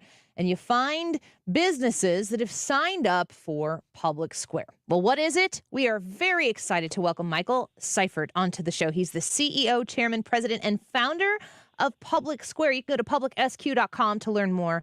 Michael, thank you for the time today. It's a pleasure to have you on the show. It's great to be here. Thanks for having me. Of course. I'm going to give you the opportunity to pitch the idea of PublicSq to our listeners here in the St. Louis bi-state region right now. How'd you come to the idea of, wow, this is missing right now. There's a need for this. I'm going to make PublicSq happen. Well, this is special for me because I actually went to Kirkwood High School. I was a graduate of Kirkwood High School. Where'd you go to high school? I didn't even ask you that question. You're in here telling me that. Yeah, I know. I'm surprised I didn't get it from a St. Louisan. But I live on the Illinois side of the river, to be honest. Kirkwood High School. Yeah, I'm a big fan of the STL. In fact, I am calling you from a 314 area code.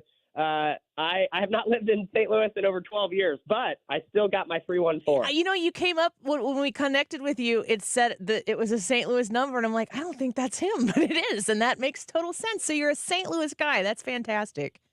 That's absolutely right. And you know what? I couldn't have even said a better synopsis of PublicSq and our mission than how you did at the outright. I mean, it's an incredible marketplace community where you're able to come and either download the app from the App Store or Google Play, or you can head to publicsq.com and you can find all of the businesses online and near you. We literally have over 65,000 business vendors on the platform in less than 13 months since our national launch. You'll find these businesses that love our country, love the Constitution, and the values that it protects. They are not interested in ESG or DEI. They're not interested in lecturing you about gender ideology or progressive social issues when you're just trying to buy a cup of coffee or a new pair of pants. And it's an incredibly refreshing marketplace experience that's rooted in trust. And we are proud to be the nation's largest marketplace of its kind. We're speaking with the CEO and Kirkwood High School graduate, Michael Seifert, right now here on the Annie Frey Show. When I'm hearing you say what these people who are on PublicSq, they're not interested in doing X, Y, and Z. They're just interested in selling you the best goods or services that they can muster in this capitalistic society that we live in.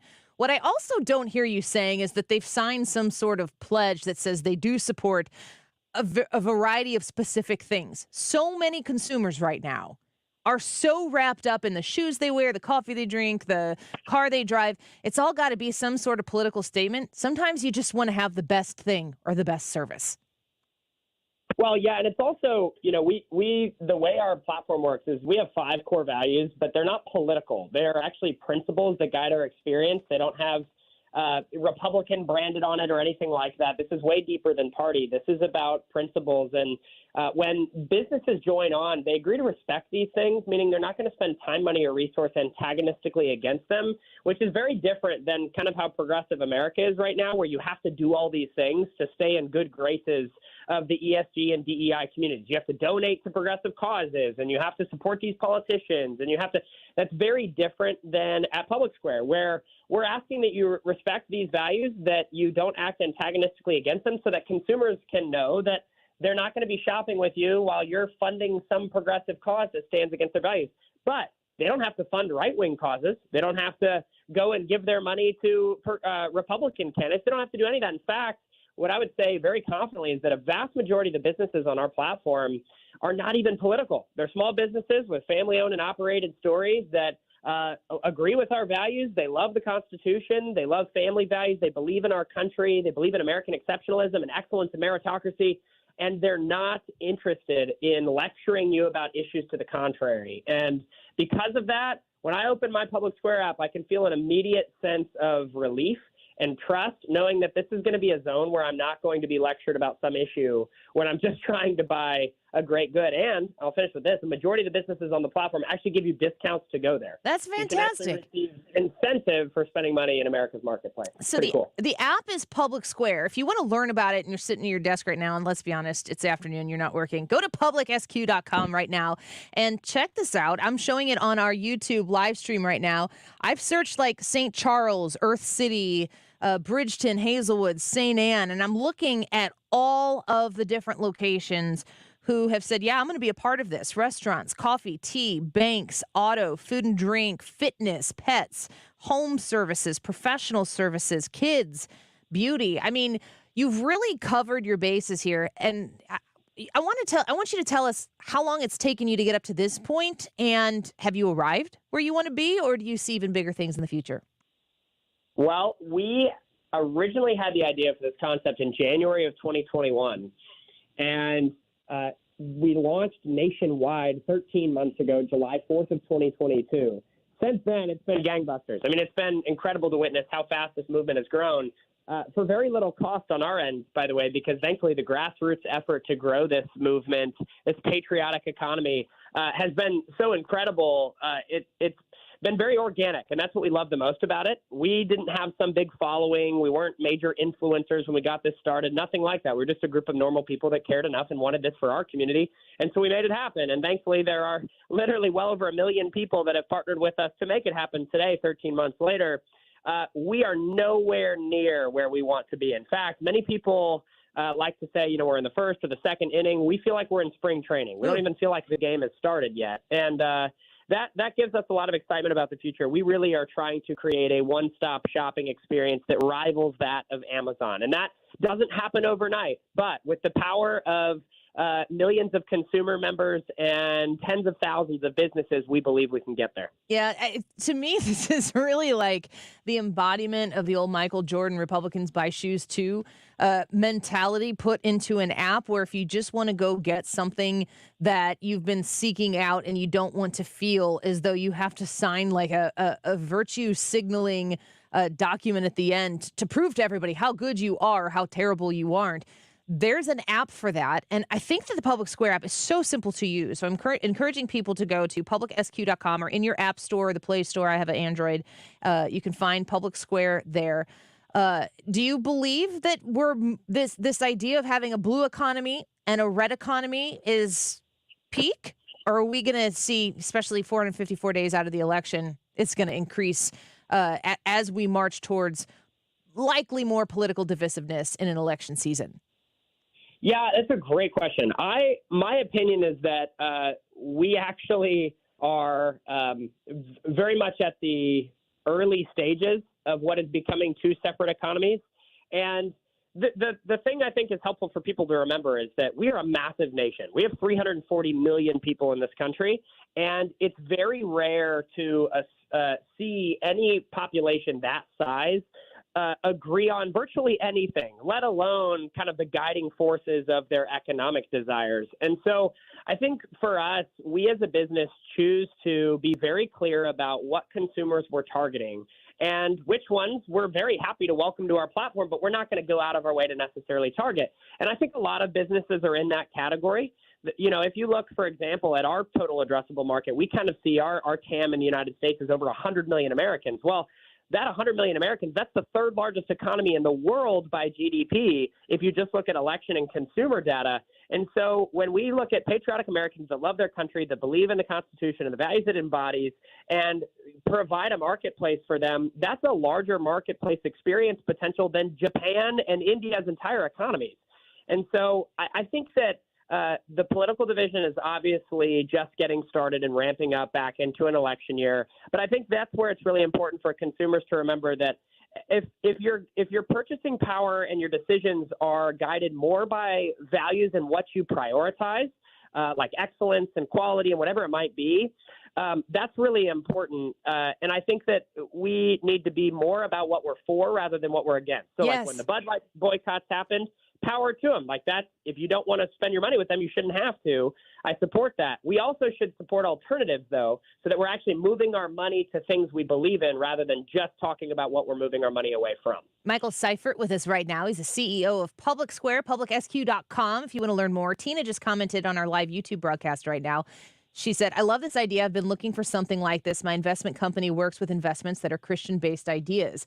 And lots of other people reacting here in our comments saying they've been looking for a place to support, because so much of the political conversation, we have it every day for 3 hours on this show here in St. Louis. You're talking about the things that you're angry at, and you're talking about the next thing you're supposed to cross off your list. And then you tweet about it, and then I guess you feel like you did something. Or maybe if you're like me and you're not really a beer drinker, or maybe you didn't really shop at Target to begin with, it's like, yeah, I kind of support that, but I'm not really participating in any way. You have created with PublicSq an opportunity for people to happily spend the money that they've earned in places that they feel like, you know what, I'd like to invest in this place. That's exactly right. That is our whole goal. We want to be known in this patriotic movement for what we are for. And honestly, it's been pretty remarkable to witness the stories of thousands of consumers that have said that they have had a ton of success moving their purchasing power toward brands that they feel really good about supporting. They're small businesses that have a family-owned and operated story to tell. They love our country and our Constitution. Those are the rewarding stories because they're very hopeful and positive, and it also helps us create the future in our country that we want to see. So it is important, again, to move your money away from brands that don't like you. Like, absolutely, you should do that, but don't let it stop there. Recognize that the best demonstration of action to change your society for the better is when you'll actually put your money where your mouth is and move it to brands that you can feel proud of supporting because they believe in the tenets that built this great nation and will give you a lot of purpose in your purchase in the process. So that's definitely our goal, and we feel like we're just getting started toward that aim. It's a blueprint for folks who are listening right now who, I'm a conservative person myself, and I like to support conservative causes. This is the blueprint for how to go use your hard-earned dollars in a way that does support that. Michael Seifert, what a pleasure to speak with you. Kirkwood grad, so glad to find that information out. A St. Louis child here. We appreciate you giving us some of your time here on 97.1. I know a lot of people getting a kick out of the Kirkwood High School connection. That's awesome. Well, thank you so much for having me. I hope to come back and visit the 314 someday soon, and I appreciate the support. We will be happy to have you here. We appreciate you as well. Michael Seifert, thanks. We'll look forward to talking to you again. Bye-bye. He's the CEO, the chairman, the president, and founder, all of the things at PublicSq. Go to PublicSq.com and seriously go download this app right now because I have it, I've used it, and I encourage you to use it as well. If you're looking for a service or a good out there and you're like, you don't have a guy in the business, you don't have a girl in the business, you go, well, where am I going to go? I don't have a recommendation. PublicSq's got suggestions for you, and I think you'll find it as beneficial as I have. PublicSq.com. Wiggins America, a delayed. It's Wiggins America Eastern Time or Mountain Time. Mountain Time? Mountain Time. I'm getting the affirmative nod from Brad. This is Wiggins America Mountain Time. So he's going to do this next one like a mountain man. He just found that out right now also. So he better get working on that beard. I don't even know what he's going to talk about. Things that are socially acceptable for men to do but not women. How could this go wrong? Wiggins is Mountain Man. When we come back, don't go away. The Annie Frey Show is streaming online. Watch us live on YouTube and subscribe.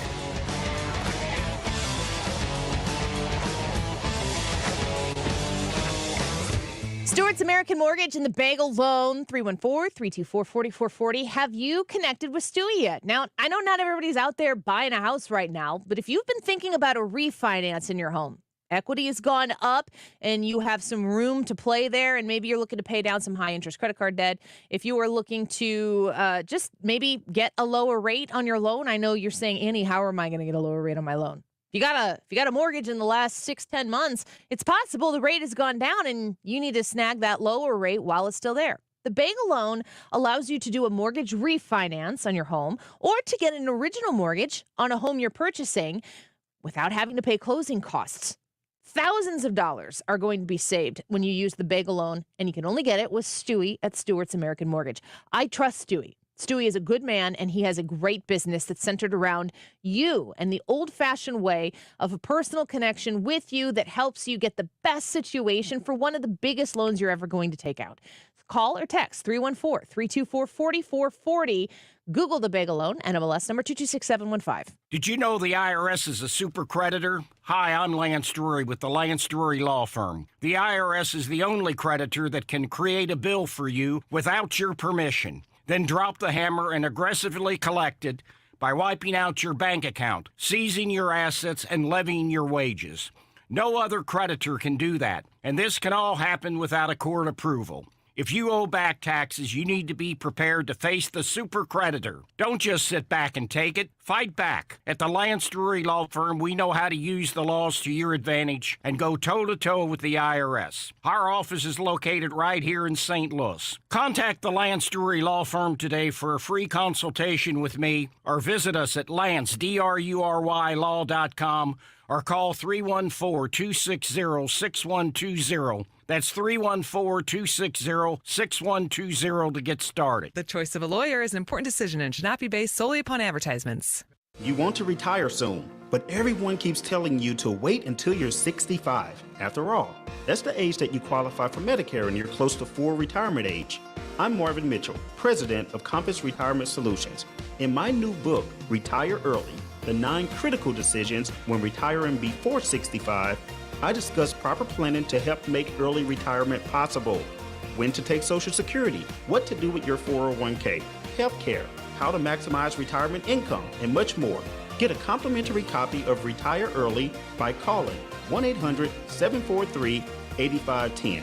That's 1-800-743-8510. Can you retire early? Call 1-800-743-8510 for your copy of Retire Early, The 9 Critical Decisions When Retiring Before 65. Investments and services offered through Compass Retirement Group, a registered investment advisory in Missouri and Illinois. Compass Retirement Solutions is not affiliated with the U.S. government or any governmental agency. This weekend only, Elite Spa Sales is back with their massive factory direct hot tub and swim spa sale. Huge savings, factory incentives, immediate delivery. Everything must go. Hurry, the clock is ticking. Only at 2 Men and a Spa Dolly and Arnold. Sale ends Sunday. EliteSpaSales.com. If you're hiring, it can feel like you're trying to find a needle in a haystack. You can hope the right person comes along, or you can just use ZipRecruiter. And now you can try it for free at ZipRecruiter.com/radio. In fact, ZipRecruiter has helped a lot of business owners find their needle in a haystack, like Marco, president of operations at Telly Tires and Auto Centers. Because Telly Tires has grown a lot in the last few years, Marco needed to hire everyone from a receptionist to a store manager to a head mechanic. ZipRecruiter helps me find all the right people, even the most difficult jobs to fill. ZipRecruiter helps me keep my business running. Take it from Marco and millions of other businesses who've used ZipRecruiter. ZipRecruiter can help you find the needle in the haystack. See why 4 out of 5 employers who post a job on ZipRecruiter get a quality candidate within the first day. And right now, you can try ZipRecruiter for free. That's right, free at ZipRecruiter.com/radio. That's ZipRecruiter.com/RADIO. ZipRecruiter.com/radio. ZipRecruiter, the smartest way to hire. AM radio provides always-on news, sports, talk, traffic, and weather reports. It also delivers vital emergency information when your community needs it most. A new bill in Congress would ensure AM radio stays in your car, because when cell and internet services are down, this free emergency service is critical. Text AM to 52886 and tell Congress to support the AM Radio for Every Vehicle Act. Message and data rates may apply. You may receive up to 4 messages a month, and you may text STOP to stop. This message furnished by the National Association of Broadcasters. Check out the Annie Frey Show YouTube live chat today and let us know what you think about the poll. The time right now, 1:46. This time check is sponsored by Jerry Kelly Heating and Air Conditioning. It's time for a $98 AC tune-up. This is where real local and national accountability happens. This is 97.1 FM Talk, St. Louis's home for conservative talk.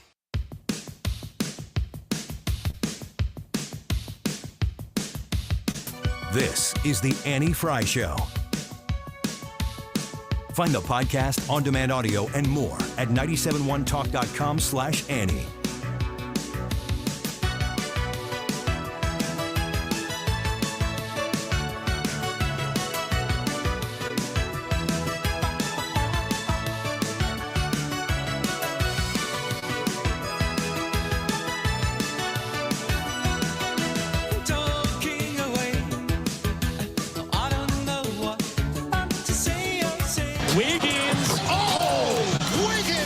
I like the other song better.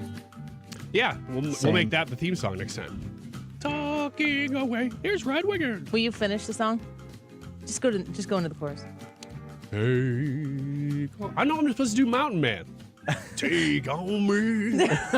Do take on me as a mountain man. That was a little bit of Bruce Springsteen right there. I don't know. It sounds threatening. Yeah. Sing Santa Claus is coming to town. Take on me has never sounded like it was a threat. Until now. Take me on. Take me on. Come on. I think that's actually Creed. That's a great Creed. Come on. Is that Scott Stapp? Scott Stapp. Yeah. Yeah.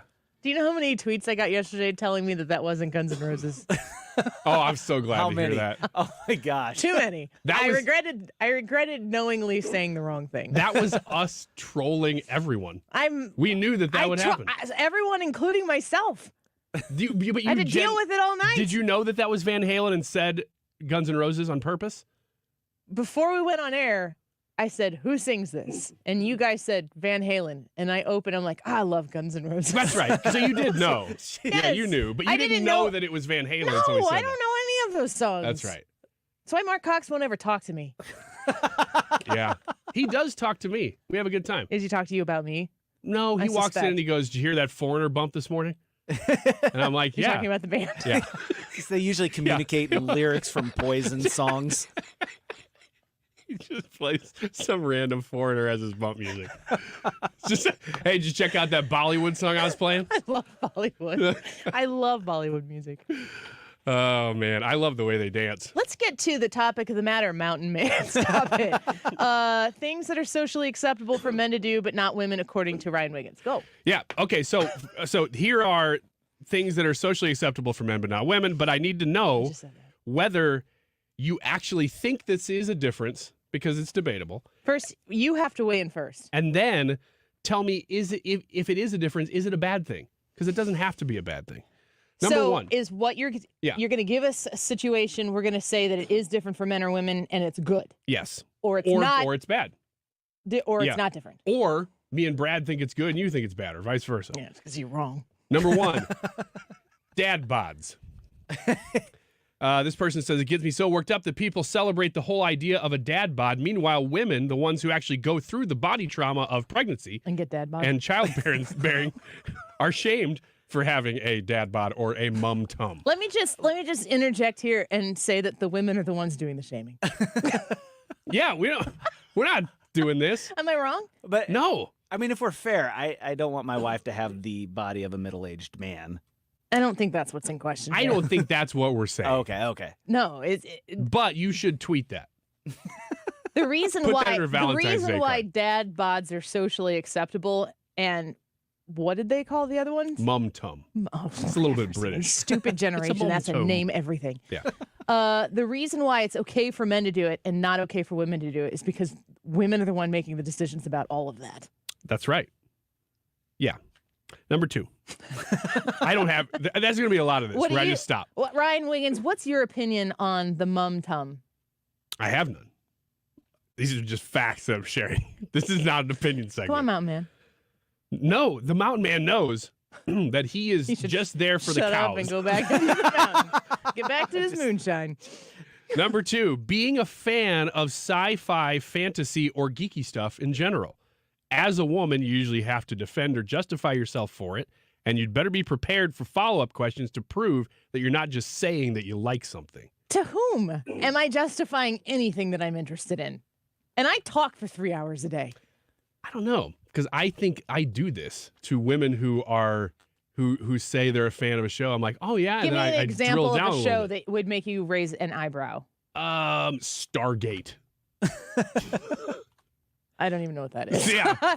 So are we talking hyper sci-fi stuff? Yeah. Does that include Star Wars and Star Trek? I don't know about Are Star those Wars so different? much. Star Wars almost is It's getting mainstream. Is so mainstream that it's not. But Star Not Trek nerdy enough. Star Trek is still probably in the nerd genre enough that you'd go, oh, there's a girl that's interested, and that's a little Star different. Wars guy. Yeah. I want to test her a little bit. I do that. I don't even realize that I do that until I read this. I think that I'm going to push back on the statement that she needs to defend it. I think that more people would have questions like, oh, really? You're into that? But I would say, too, that I mean, you can disagree with me. I don't care. But I think I know more about baseball and sports than the average guy. I think that I understand more about mainstream sports, how to play them, baseball, and I know more about the sport than I do how to play it because I was a softball player, and that is just different. It's different. the average guy's levels interest and mine. I think mine is more. I got into media to be a sports reporter and decided I wanted to be entertained by it, not employed by it.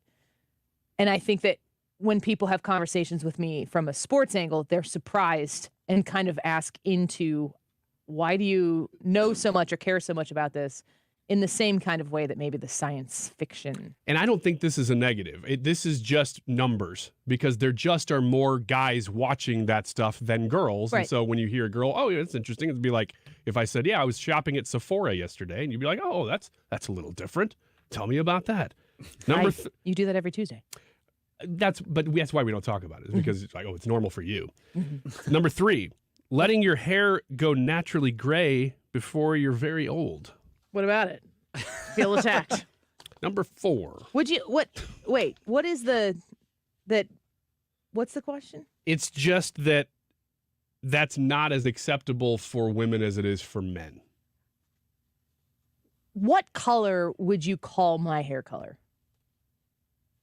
Silver blonde. That's a trap. No, it's silver blonde. Silver blonde. It's a platinum. You think it's platinum? Yeah. What do you think it is? I just sang Do you know your colors? Silver blonde. Yeah. Would you say it's in the, if you had to pick gray or blonde, which would you pick? Blonde at the bottom, gray on the top. Party in the back. Party in the front too, I'll have you know. I have not colored my hair since I think 2017, maybe 2016. And my hair is gray. And I have this like front section that for whatever purpose has color in it, and I don't really realize it until I'm looking on the YouTube live, which I am right now. But this is my natural hair color, and there is still maybe a little bit more blonde on the bottom from where I stopped coloring it. But when men go gray, they look wealthier. Every word I want to say is a curse word. I had to stop. How long can I be silent? Women are embracing it more. And I just think it has to do with if you let your hair go gray, then what do you do with it? And if you start walking around in like moo-moos, you're going to look a little older, and so on and so forth. You add the mum-dum. Before I went gray, people would walk up to me at gas stations and give me money. Now people ask me for money at gas stations. So I could tell there's a little bit of a difference How much time there. do you spend at those gas stations? Just hanging out outside. Before or after Sephora? This is Wednesdays, so Sephora's not involved. Okay. Sephora's Tuesdays. Hanging out outside of a gas station in downtown St. Louis is Wednesday. Completely unrelated. Number 4. Are you sure they're not still giving you money? They just come up and ask for it. He looks like he needs help, Mom. Yeah, I just kind of give him stare some money. off like I'm way out of it. He's an unhoused person. Mm-hmm. Number 4, bragging about how many people you've been with. Promiscuity, in fact, the word, this person says, I've never in my life heard that word applied to a man. Being promiscuous? Yeah. It's more acceptable for men.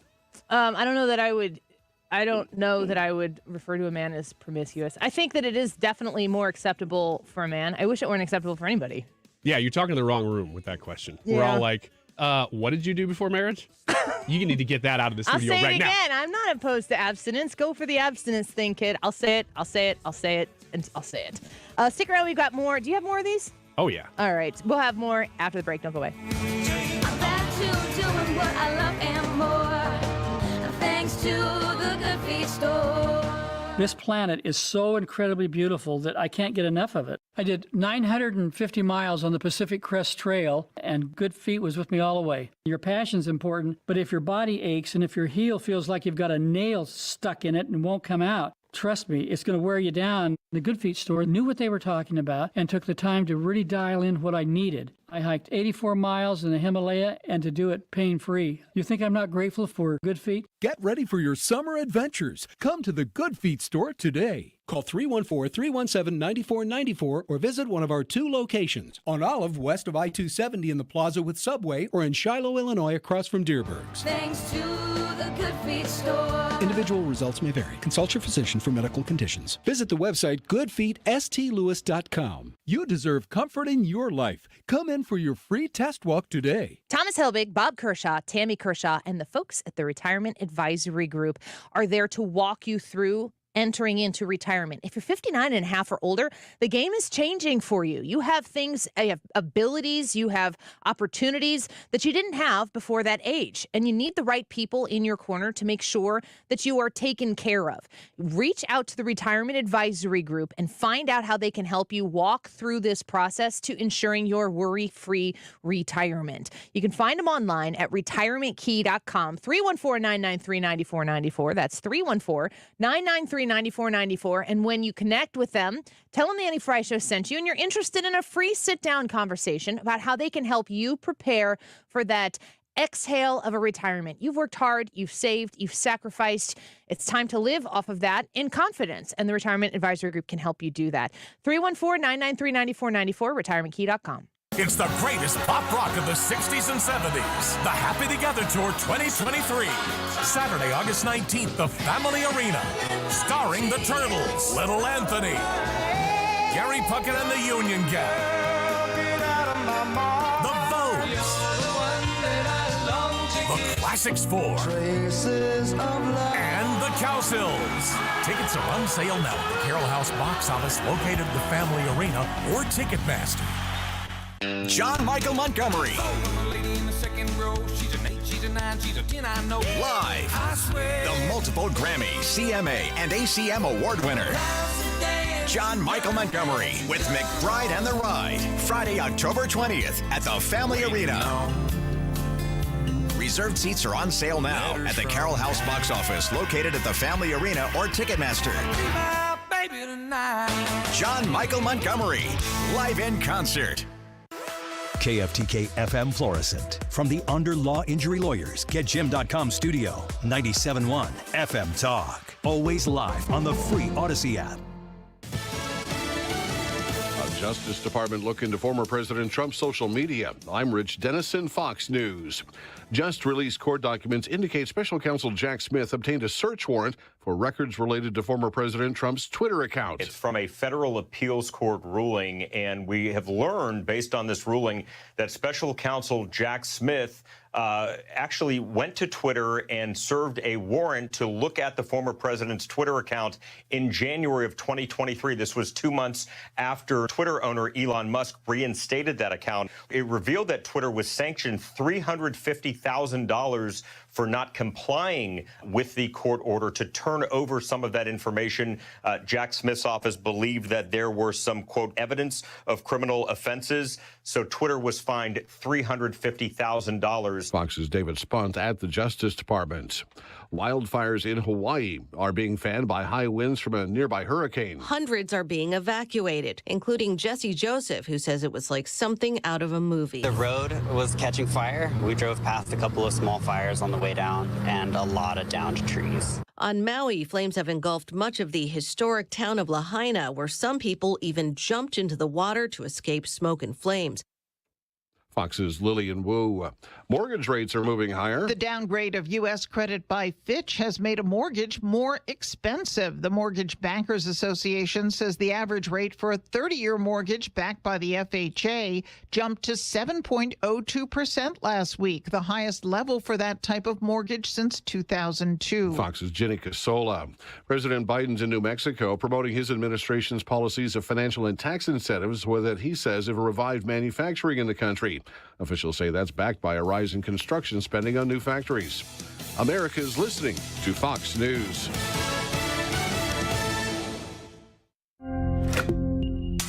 This could be the start of a break-in. Stop. This is Simply Safe.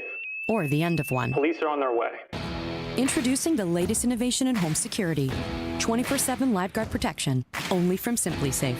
Now, agents can see and speak to intruders through our new indoor camera to help stop crime in real time and for fast police response. Get 20% off any new system with Fast Protect monitoring at simplysafe.com/radio. There's no safe like Simply Safe. I'm Kareem Abdul-Jabbar. I learned about atrial fibrillation the hard way. My symptoms would come and go. Shortness of breath, fatigue. I kept going. Then I got so lightheaded, I couldn't. My doctor said I have AFib, so I'm about 5 times more likely to have a stroke. Other symptoms, irregular heartbeat, heart racing, chest pain can come and go, but the risk of stroke stays. If you have symptoms, tell a doctor.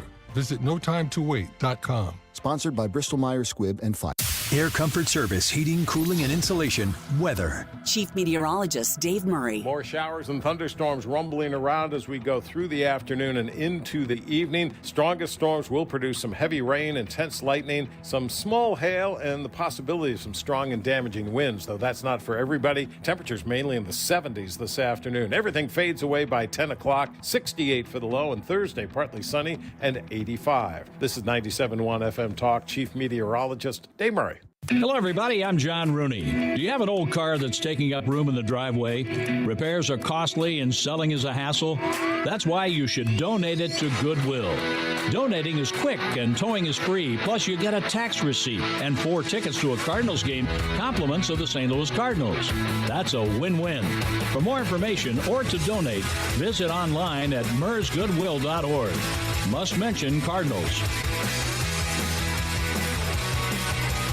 I was having a lot of sinus infections. My sinuses were clogged, pressure, headaches. Linda suffered for years with chronic sinus infections. You don't feel like doing anything. When you feel like your head is completely clogged, all you want to do is just lay down and sleep. And the pressure is just not fun, always walking around with a headache. Now, her issues are gone. How? A minimally invasive procedure done in the office of St. Louis Sinus Centers called balloon sinuplasty. I really did not know what it was like to feel like you're really breathing and not being so clogged up. I would do it again in a heartbeat, and I would definitely recommend it for someone else. Do you suffer with chronic sinus infections, facial pain, pressure, congestion? Find out if balloon sinuplasty is the solution for you.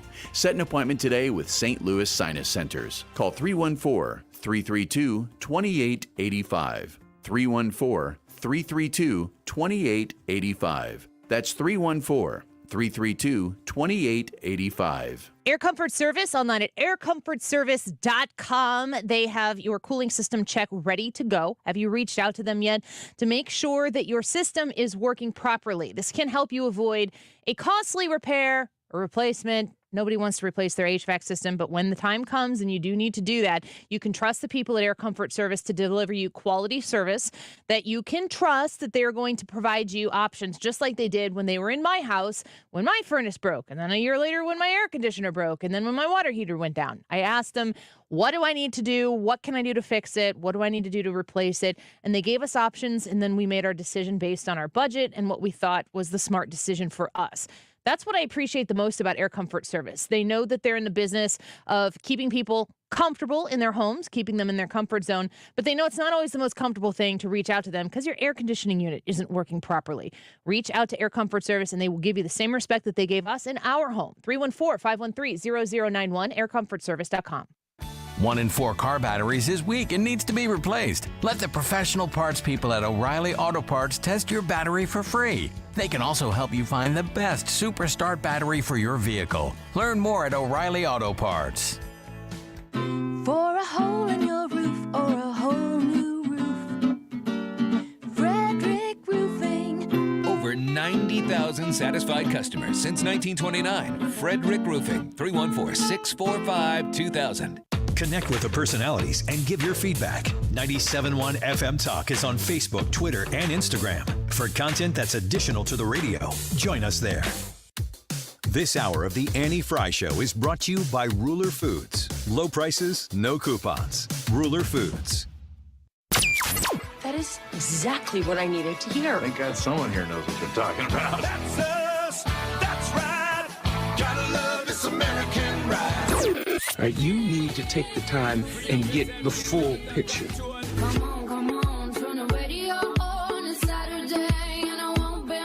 Don't get me wrong, I love the ladies. I mean, they rev my engine, but they don't belong in the newsroom. It is Anchor Man, not Anchor Lady. What do you want from me? I'm not America's sweetheart. goodness sake, kid. Keep your voice down. Your father's listening to the radio. I'm not America's sweetheart. This is the Annie Frey Show. Hey, Ryan, sing me your favorite Neo song. Go ahead. Neo? Neo. It's the one that goes down, down, down, down, down. It's the one where Neo's fighting Morpheus. And then like he's flying through the air, he gets slow-mo. That's my favorite. 13 more minutes. Go. The rapper Neo, are you familiar with him at all? I can't say I am. In the real world, are you? This is the first I've heard of him. So he went on Vlad TV. Vlad TV. He's a Grammy Award winner. This is a big story. And he said something very controversial. I'll play it for you. Like I said, he's a Grammy Award winning singer and writer. Neo. He went with Gloria Velez on, I hope I'm saying that right. I apologize if I'm not, Vlad TV. And he started talking about children and gender transition. Listen to this. If your little boy comes to you and says, Daddy, I want to be a girl, and you just let him rock with that, you just let him. Right. He's 5. Right. And where did he get that from? If you let this 5-year-old boy decide to eat candy all day, he's going to do that. Exactly. Like, when did it become a good idea to let a 5-year-old, let a 6-year-old, let a 12-year-old make a life-changing decision for themselves? Right. When did that happen? Right. Like, I don't understand that. I don't get that. Obviously. When did it become acceptable to let a 5-year-old make a lifelong decision for themselves? This is not a shocking statement. Except that's the problem, is that he's saying something that even a couple years ago, nobody would have cared about at all. And now he has offended half of America. Yeah, I don't even think it's that many people. I think I'm going to read from, I'll start with advocate.com. And the Advocate, as I understand it, is like an LGBTQ publication, widely read. Neo apologizes for transphobic comments on gender identity. Neo, the Grammy-winning singer, apologized to the parents of transgender kids after being widely rebuked for comments that were critical of parents who affirm their child's gender identity. He now says the issue is more nuanced than he previously understood and is committed to learning more about gender identity. Well, I'm just thankful that he got re-educated by the re-education camp that he was probably forced to attend after saying that. Well, here's the thing. It turns out that maybe that message was actually created by his publicist, which is not really shocking. Of course. So if it will allow, let's dip over from Advocate to Rolling Stone. Neo walks back apology, doubles down on controversial gender identity comments. Oh. So he came out and said this. Did you edit this? Yes. You did edit this. Okay. I'm putting it on you. I'm absolutely entitled to feel how I feel the same way you are entitled to feel how you feel. I ain't asked nobody to follow me. I ain't asked nobody to agree with me. I was asked a question, and I answered the question, okay? I have no beef with the LGBTQIA plus community whatsoever. I ain't got no beef with y'all. Do whatever the hell it is you want to do. Do what you want to do with your kids. However, somebody asked my opinion on this matter, and this is how I feel. I will never be okay with allowing a child to make a decision that detrimental to their life. I will never be okay with that. I don't care. I definitely plan to educate myself a little bit more on this matter. However, I doubt that there's any book anywhere or any opinion that somebody's going to tell me that's going to make me okay with letting a child make a decision like that. That's just period, point blank, and that's how I feel. Not bad at all. Yeah, I would say it's somewhat hard to listen to that sort of hatred, which is a ridiculous statement on purpose because it's so obvious. It's so obvious, this kind of stuff. And I think you're right when I said half of America is going to get mad at him. I don't think it is. No. It's the loudest part of the left that yells about this. I think there's 50% of America, it might be more, that goes, wow, he said that? Like, I didn't think that we were supposed to say that out loud. I think that that's where the majority of America is, at least half of America. And then you could split the other half into 25% rage, pulling their hair out. He's the most transphobic person ever, and he should be canceled, and he should be ended. Well, Neo had something to say to them as well. If I get canceled for this, then you know what? Maybe this is a world where they don't need a Neo no more, all right? And I got no problem with that. I'm a hustler, all right? I'll figure it out. I got kids to raise, and I'm going to do that regardless. So with that being said, y'all have a good day. I love everybody. Live how you want to live, love how you want to love, but your opinion is yours. Speak your opinion as much as you well feel like it, because as I said, they're not important, they're not special. Everybody got one, and you're entitled to it. I'm entitled to mine, all right? Y'all feel how y'all want to feel. Have a great day. It's Neo. Peace and love. Man, I love that. Neo for president. Yeah, I know. And I love that he's willing to say, look, I get that this might cost me my career. Bleep that. I'm just going to say it because somebody asked me a question in an interview. Do you want me to just say what you want to hear, or do you actually want to ask me a question? If they, capital T, universal they, the squeaky wheels, if they are to retain their power, then exactly what Neo just said is the biggest threat to it. Mm-hmm. You can't take anything away from me that I'm not willing to lose to say what is an obvious truth in my mind. It is my opinion. I feel it wholeheartedly. It is mine. You can't have it. You can have your own. You can say your own thing. You can disagree and you can call me names. But this is mine. You can't have it. And there's nothing you can take from me that's going to hurt me enough to make me go against who I am and what I believe to be factually accurate. And I'm not bending to your whims. More of it, please. Please. More. I don't know who Neo is. I know that I've heard his name. And so I know that he has risen to crack the very thick seal of my understanding of pop culture and that music industry. That is a normal and predominant way of thinking. And I'm not talking about the details of his thought. I'm talking about the idea that he said, this is how I feel about it. Step off. But it's not allowed by 1984 Big Brother speech now. The police that police the way you want to think and you can think publicly, they say, no. You cannot say that. And you're a big enough name. Yeah, we're going to call you out. And we might try to ruin you. I don't know if they will succeed at it. But he's right in saying this could cost me. And yet, I love that his publicist. I love the publicist angle too. That Here's he goes what out and he says meant this. to say. Yeah, because that's so typical. And most of the time, it is not the person ever saying it. I've seen so many of those stories before, and you always go, "Oh, well, this person didn't say any of this." But then they usually just back down because they know, you know what? It's going to cost me if I stand up for whatever thing that I just did or said. But he didn't. He actually let the publicist do that and then goes, hang on, no. I'm going to not only allow that to exist, but I'm going to contradict my own publicist. That takes guts. It takes guts. I love it, and we need more of it. We need people drawing a line in the sand and saying, this is as far as I will go. I will sacrifice beyond this. Andy says on our YouTube page, my least favorite part of recent history is that more people feel the need to express their opinion. No one forced him to make that stance. Deal with the consequences. Andy, 100%, I'm right there with you.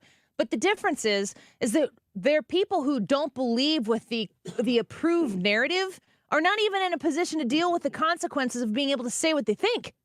So deal with the consequences, yeah, but those consequences, I learned this in psychology when I was studying psychology. Consequences are good and bad. Consequences aren't on the whole bad.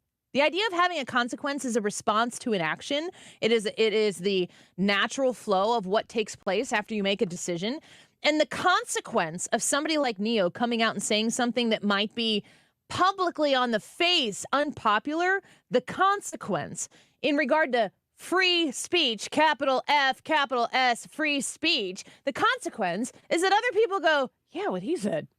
And you don't even really need to say it out loud then, but it's one more person who hasn't been willing to be shouted down by the 7 angry people who run the internet and the groupthink behind all the sorts of political movements. They create names, they get an acronym, they go raise funds, they live in big mansions, they go bankrupt. And what happens is people go, oh, I don't want to be at the end of that person's wrath. I'm just going to keep to myself. It does not change how you think. It does not change your opinion on whether or not a 5-year-old should be encouraged to explore gender identity when they haven't even understood the idea that they have a gender. Like, that is a misnomer to begin with. It's kind of ironic that I have never, with my 7-year-old, for instance, I have never had a discussion with her about her gender. And as a parent, you know that what I'm talking about is obvious. Yes. And it's ridiculous to think that you're going to sit down and talk about that. Yeah, it's a weird sentence to say. Like, I've never sat down and talked about my kid's gender with my kid. No. What? They don't. Maybe in agreement with the movement, they don't know gender. They are who they are. You really have to force feed it to them in order for them to start living that mentality. And I'm not force feeding my child anything about her gender. But she is who she is. 100% of every single day. It's interesting to me that the people are like, let's sit down and have a conversation about this. Now, all of a sudden, gender becomes the most important thing. Who's force feeding whom what? Oh, exactly. Exactly. You know, the other side of this is that, it's sad that people feel the need to share their opinion. It was kind of the statement. But, in this situation, Neo didn't just go, is this thing on? I would like to say. Yeah. He was in a podcast on an interview, and they asked him this question. So, in life, maybe you'd just like to not comment on something, and that should be okay. But there are those people out there that want to sit down and, like Annie said, let's have this conversation about what this is. And then they draw that opinion out of you. And if they don't like the opinion that they drew out of you, then they go after you. They are what they hate. Mm-hmm.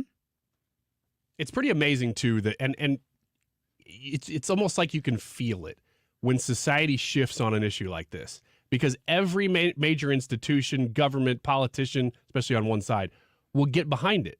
And then all of a sudden, the courts are rewriting laws to support it. It's amazing how these things happen right in front of your eyes. And you go back and watch a movie from 10 years ago, and it says things that you're like, well, couldn't say that now. And all movies, they'll all get in line. It's almost like a spiritual thing where it's like nobody in particular deemed it, stamped it, said this is the new thing now. But everybody knows what it is all the time. And it's this right now. Yeah. I'm neither here nor there on Neo's music. I don't love it or hate it. I don't know it. But I appreciate that he was willing to say, this is how I feel. I'm saying it out loud. I said it out loud. I don't apologize for how I feel. I don't have any beef with anybody. But I am who I am, too. And this is where I am, and this is where I'll be. Take it or leave it. Good for you. More Neos. High five, Neo. Yep. You want to do the Matrix song again? I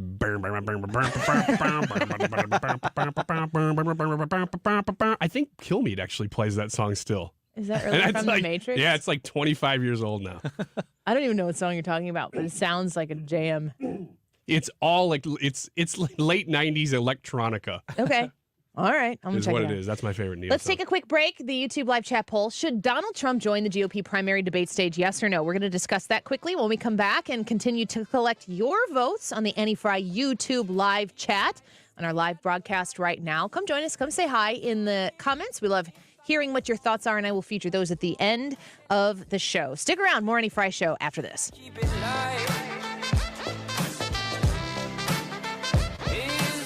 You're listening to The Annie Frey Show on St. Louis's home for conservative talk. CAJonesInc.com. If you are looking for your new house that you're going to make your lovely home, CA Jones is there to make that process simple. First of all, they have inventory on their website right now of houses that are brand new houses that you could buy. So if you've not seen the home that fits your needs, maybe it's sitting there right now at CAJonesInc.com. On the Illinois side of the river, CA Jones is the builder that you've been looking for. They provide many options of buildable plans with modern features at an affordable cost. Many people build their first homes with C.A. Jones and have a wonderful experience and build their next homes with C.A. Jones. If you're looking to downsize, maybe the kids are out from college, they're not coming back to live in that home, and you don't need all the space you're in, but you'd really like to have a place that's fit perfectly for you. C.A. Jones has a solution for you. They invest in the neighborhoods they build in. They give back to the local pantries, and they help with working with the military in the Scott Air Force Base region. They have built many homes for people around Scott, and they're there to help you as well. If you're looking to build a home, check them out online right now at cajonesinc.com. You've been wanting to check out that news story that everyone's talking about, but you just can't find the time.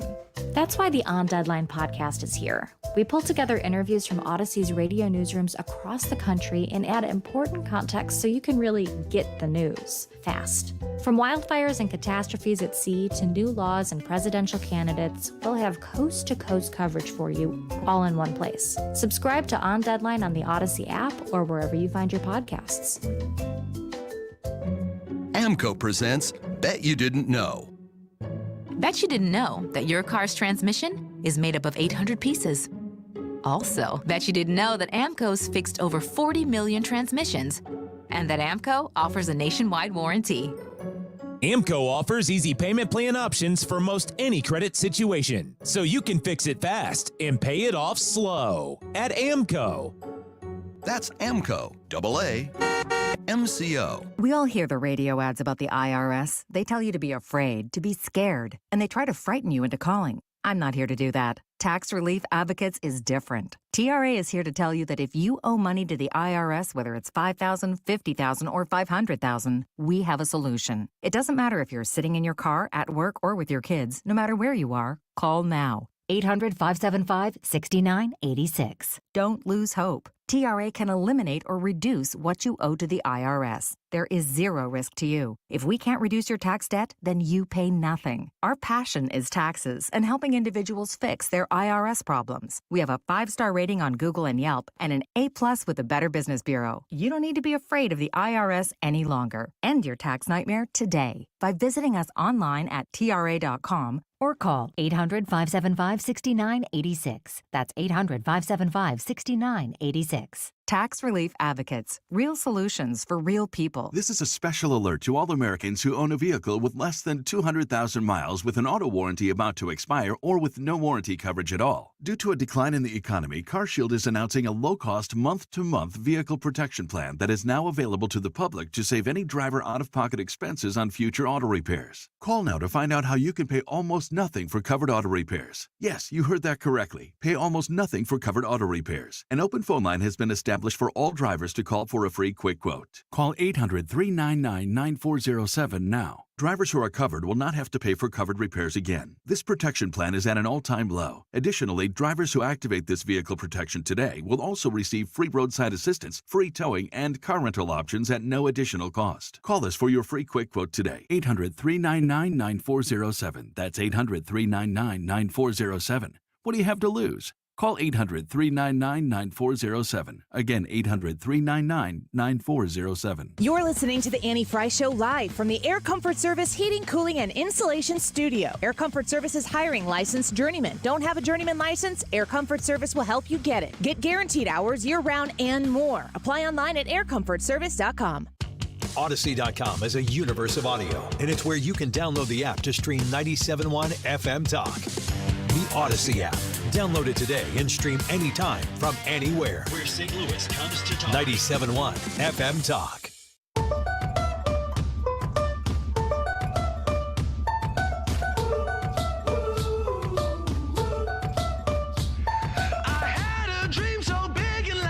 This is the Annie Frey Show. Interact with Annie on Facebook. The Annie Frey Show.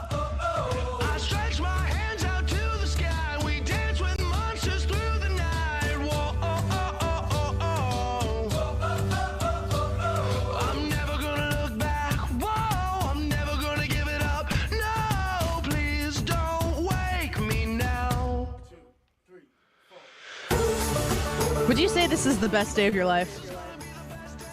No, but it's gonna be. At the Heritage With event? Heritage Night, I'm just gonna walk around singing this, and if you get in my way, you are getting this song in your face. Are you looking forward to the event? Yeah, I love these. What do you love about it? You? Yes. Okay, just making sure. Yeah. I love the fact that we're in a studio all day and broadcasting to tens of 20s and 30s of thousands of people, whatever it is. And we don't ever see any of them. Specifically.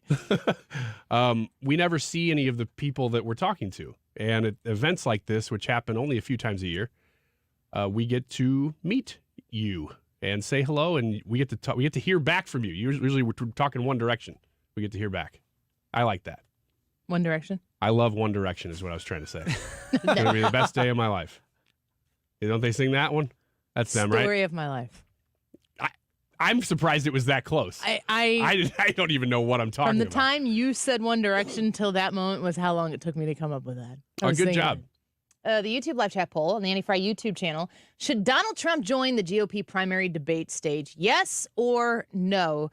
Earlier in the show, I said that while I understand politically that it is not necessarily to his advantage, I think that the downside is bigger for him than the upside. I think if he wants to be the president of the United States, he should be on that stage. So I think that it is the right thing for him to do, and I think he should do it. And if he feels as though he's winning so much, why should I go on that stage?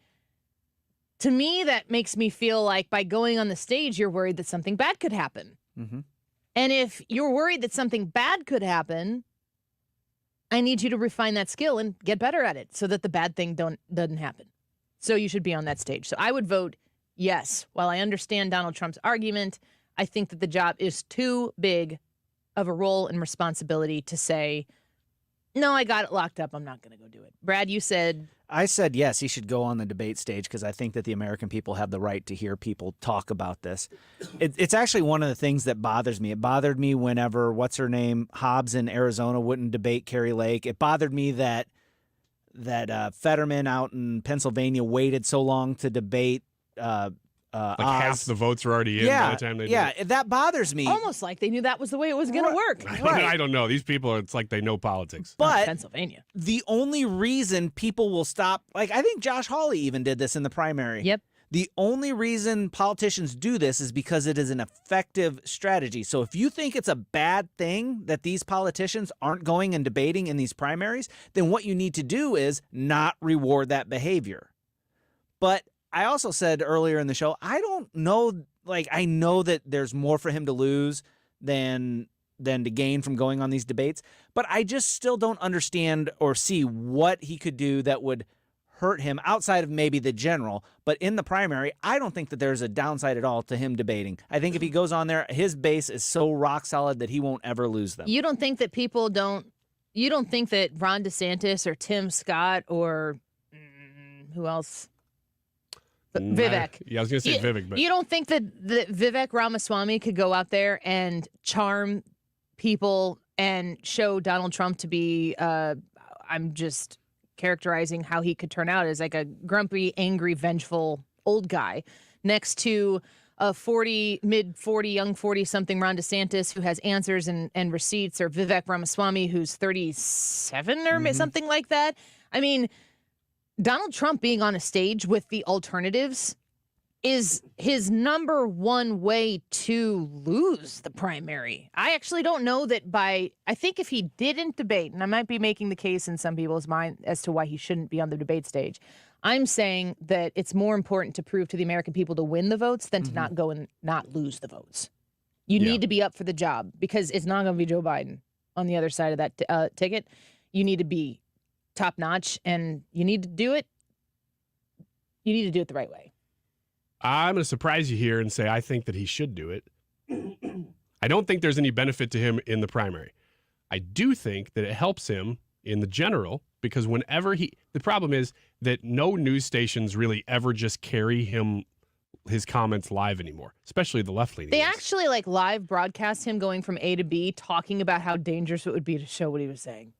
They cover it as an opportunity to talk about how dangerous he is, but they don't let him speak for himself. Exactly. They'll cover things he said, but they won't show him saying them because I think he's kind of likable in a weird way. I mean, that's why he was a television personality. He's charismatic. He's got this panache that other people don't always have. And so letting him speak directly to people. Hey, you like that word. You like it. I don't like it when you say it. It ends with an E. It's very fancy. Is it panache? No, it's panache. Maybe It's got a certain panache. maybe in your neck of the woods.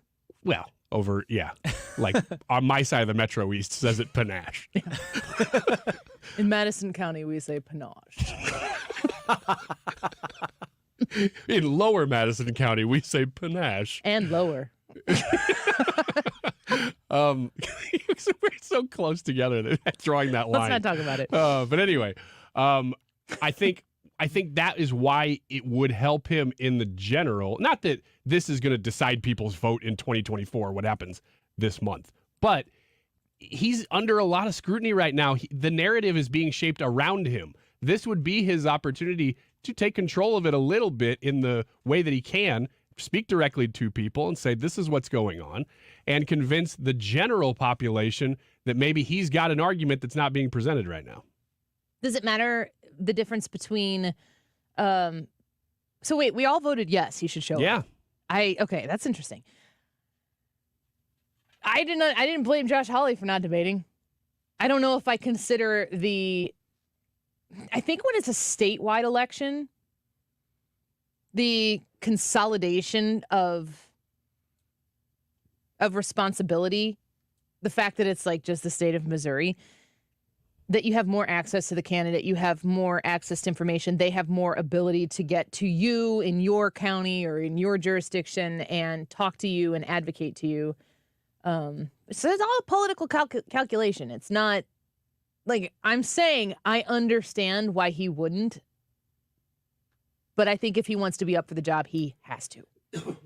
When you're an incumbent, you kind of get the free pass. I would love to see Biden debate this year, but I get why they're saying if the machine's going to be behind him, I get why they're saying no. He doesn't have to do that. Trump didn't really have to do that in 2020. The Hobbs is a good one though, Hobbs and Lake, because that's not that's a general election, and she still didn't do it. Those I don't like. I like when the person is able to debate their actual opponent, not just their primary. We talked about that a lot, and my stance on that was always that I thought Katie Hobbs should do it, but I 100% understood why she wasn't. Yeah, it's hard to argue with that. Yeah, because especially after she's in there. Yeah, I don't know. The other thing is absent Donald Trump. Maybe the biggest political reason why he should be on the debate stage, outside of you want to be the president of the United States, you need to handle that stage. You need to not be like, I can't, there's only loss for me here. You need to be able to handle it. The only political reason I can think of right now why he absolutely should be on that stage is because if he's not there, Americans are going to get to potentially decide on the alternative. And if people start dropping out of the primary race, Donald Trump is in bigger trouble. If any one of these candidates, let's say it gets down to 3 alternatives.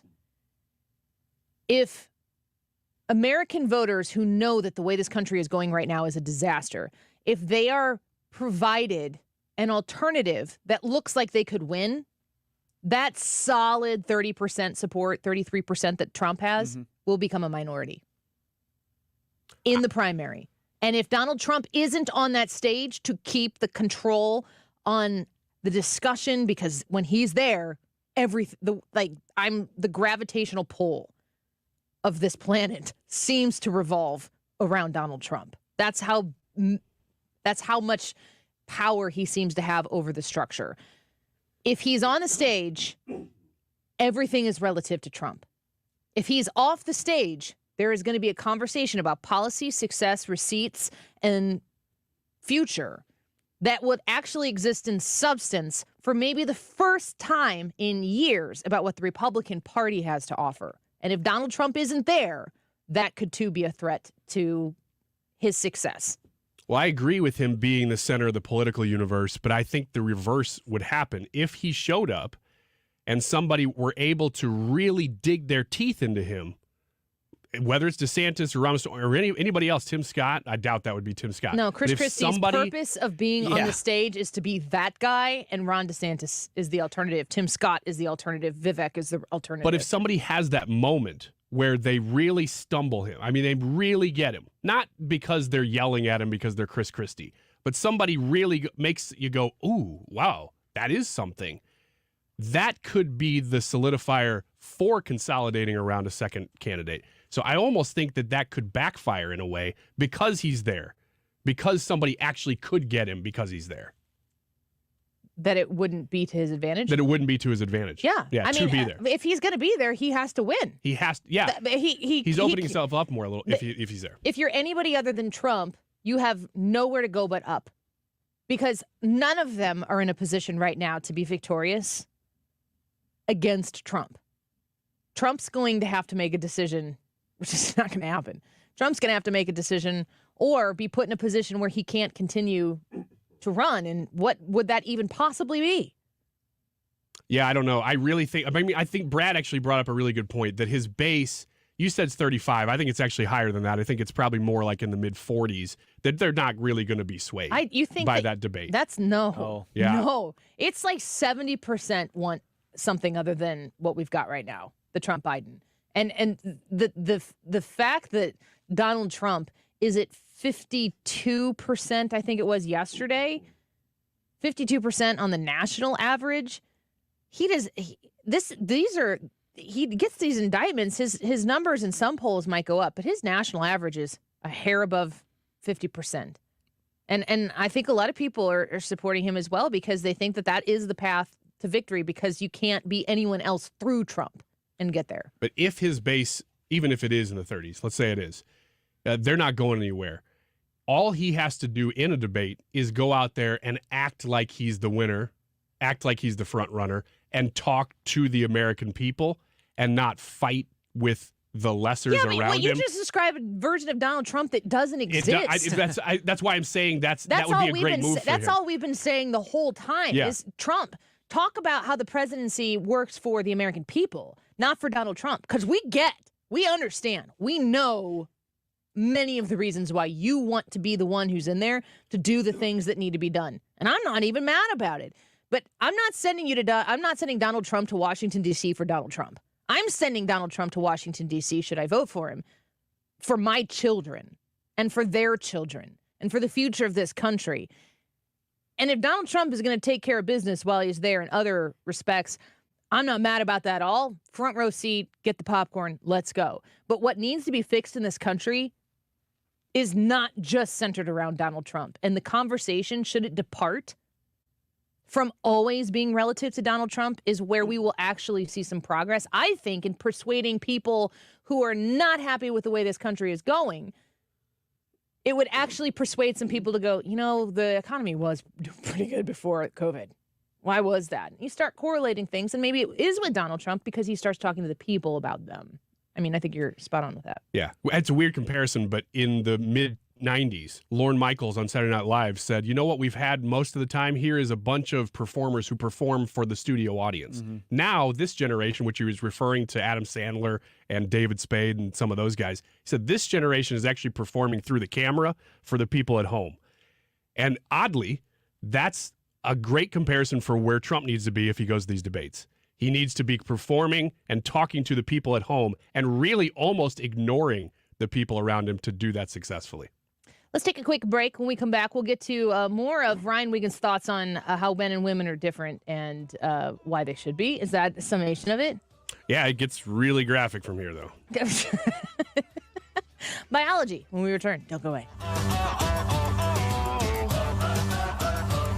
This is the Annie Frey Show. Follow Annie on Instagram @The Annie Frey Show.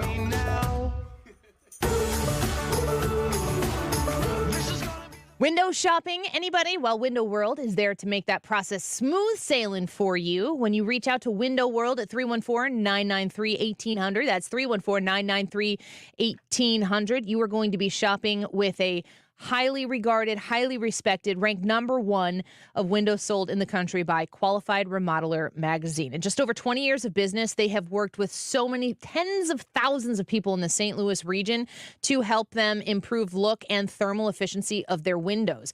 Shopping for windows, when you start realizing there's old windows, maybe they're builder grade windows that were put into the house and they've never been replaced, and you're trying to figure out how to make sure you're not paying for extra energy to heat and cool your house, and you realize all this air and all this heat that we're putting in our house and air conditioning we're putting in our house is seeping out through the windows.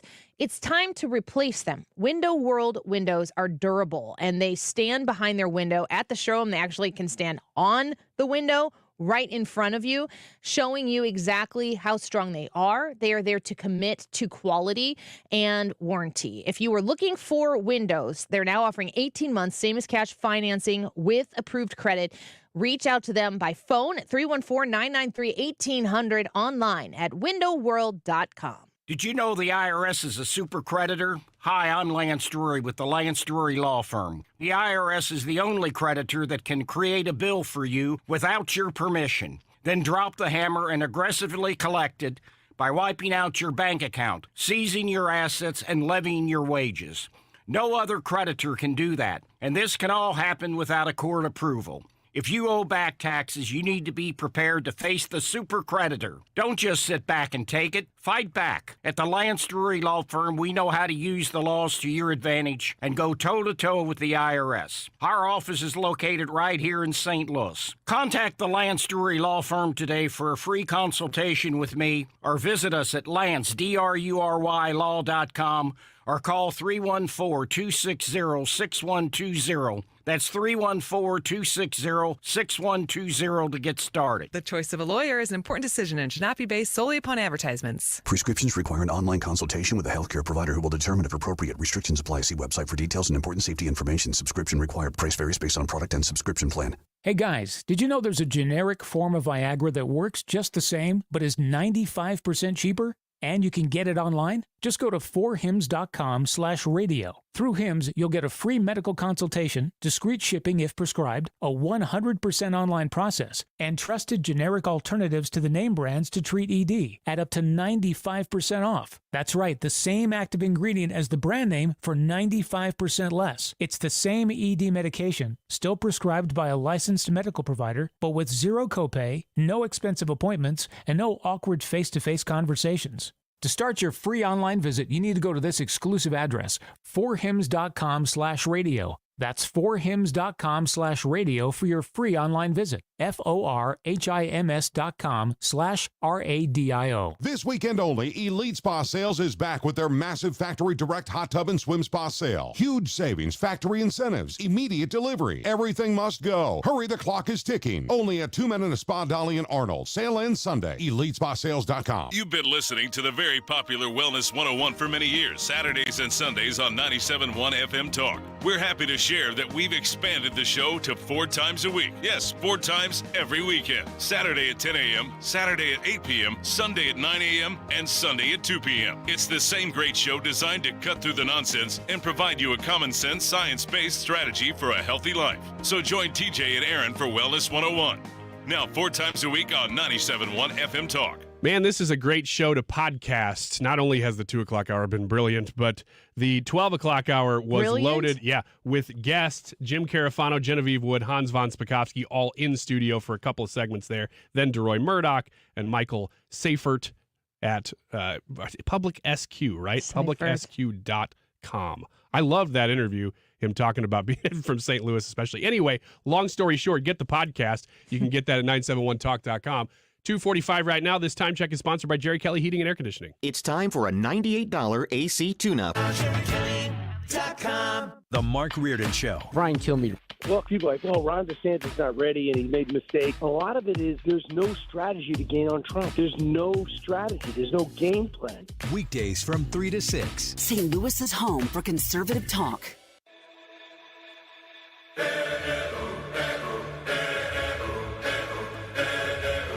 You're listening to The Annie Frey Show on St. Louis's home for conservative talk. Follow Annie on Twitter at Annie Frey Show. I was left to my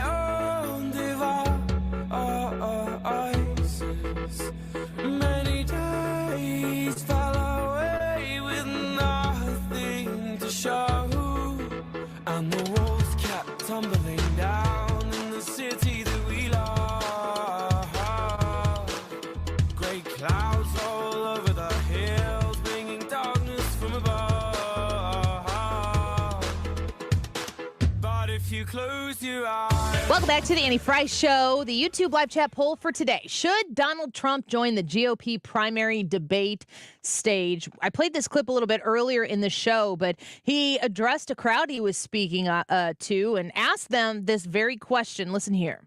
They're all saying, is he going to go into the debate? And I say, I don't know. If you're leading by 50 and 60 and 70 points, do you do that or not? I don't know. Should I? Okay, you ready? Poll. We take a free poll. Should I do the debate? Well, maybe we'll do something else. You know, see, some people say yes, but they hate to say it because it doesn't make sense to do it if you're leading by so much, but they like it for entertainment value because they're selfish. They're selfish. Some people say they like it, but they're actually wrong. They're wrong. They're selfish. Yeah. Yay! We man. are. Wait. I mean, what? I don't get it. We love you. We want to see more of you. No, you don't. On the Annie Frey YouTube channel, go vote and tell us. Leave a comment. We're going to feature, I've got 26 comments started right now. I don't know if I'm going to get to all of them. Make yours good, and we will read in some of those on the air here before we wrap it up in about 7 minutes from now. Should Donald Trump join the GOP primary debate stage? Annie Frey YouTube channel, live broadcast of this broadcast right now, live chat. You'll find the poll right there. You want to hit us with some more things that are socially acceptable for men to do, but not for women? Yeah, and vice versa, letting me know whether you agree with these things and whether or not, if you do, even if they're a bad thing. I had to mention this one. We've talked about it before, but frowning in public or even failing to smile all the time. That's definitely... Has anybody ever told you to smile? Ever? I'm drawing a blank. Yeah. I don't think so. This past Sunday at church, somebody told me I need to smile. Why? What was wrong with you? I was going to the bathroom. I don't know. You go with the door open? I was on my way to the bathroom, and the person's like, you need to smile more. I was like, man, on the Odyssey app, you can rewind and re-listen to things, but you can't rewind and undo what was happening.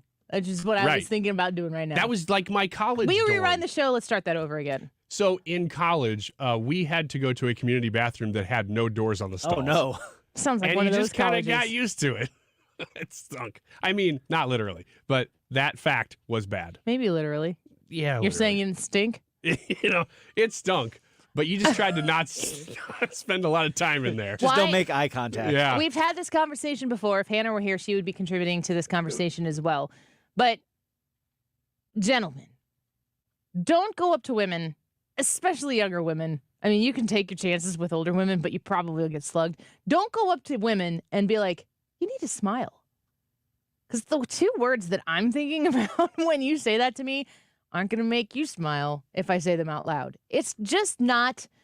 Maybe if my face doesn't have a natural smile to it, if it's a resting face, a resting witch face, one might say, I'm not doing that to you. That's just my face. And there is a whole group of incredibly kind and well-intentioned men, because they care about somebody, will walk up to them and say, you need to smile. And that's just not the best way to get a woman to smile. Because is there a way to do that that's acceptable, or is it just like, no, it's not going to work? What would you be trying to do when you say that? What would be the purpose and the intent of a comment like that to a woman? If I don't know her, it would probably just be that it looked like she was having a bad day. So if you're having a bad day, do you want someone to be like, you need to smile? No, but that's why I'm asking, is there a way to do it that's not telling somebody, hey, change your face? Hey, Ryan, how's it going? Yeah, how are you or why so mopey or something like that? What do you think about that one? I'm going to take that as a no.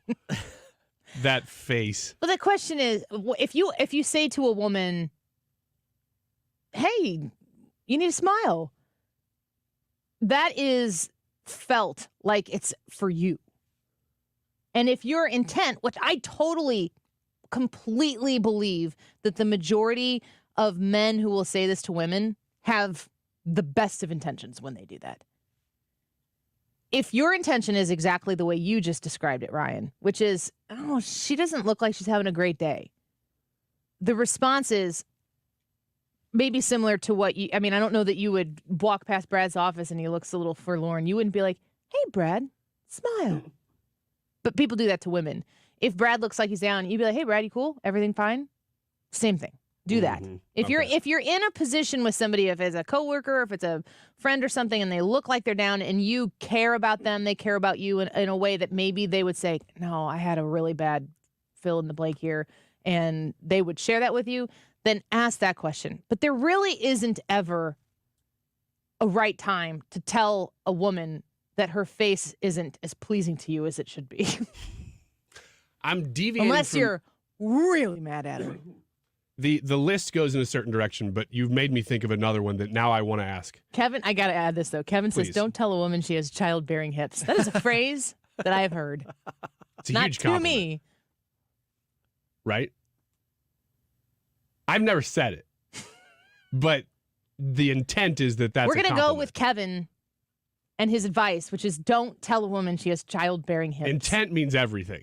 No, it doesn't. That is also, there's a phrase called perception is reality. It's a stupid phrase, but yeah. What was your question? What about patting somebody on the back or physical contact that's just supposed to be nice between man and man, man and woman, woman and man? There's a different context there, right?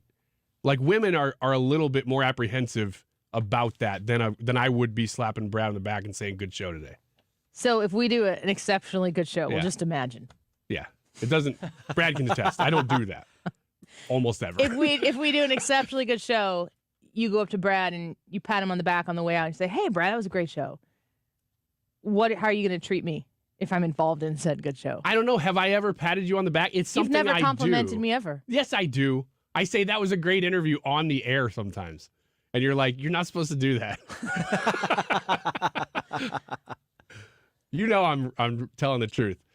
But it's all for show. You're right. It is on the air. And then off the air, I'm like, And maybe I "Ugh." just don't believe you. Yeah. It makes me sound likable. And then off the air, Like I'm if you were to pat me on the back, Yeah. I don't need you to do that. I don't know that you do. I'm not the barometer of. But I do that probably more than most people. I would say that I do that. I would be above the average on somebody who kind of like hits somebody in the shoulder or pats them on the back. And I do find that I do it more to guys and that women don't do it much. And so I just wonder if there's a line there that guys shouldn't do that to women.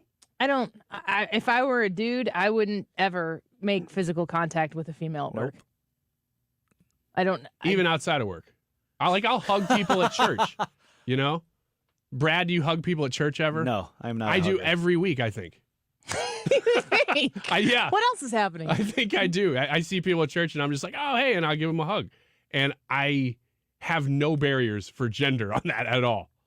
So it's probably a little weird. 100%.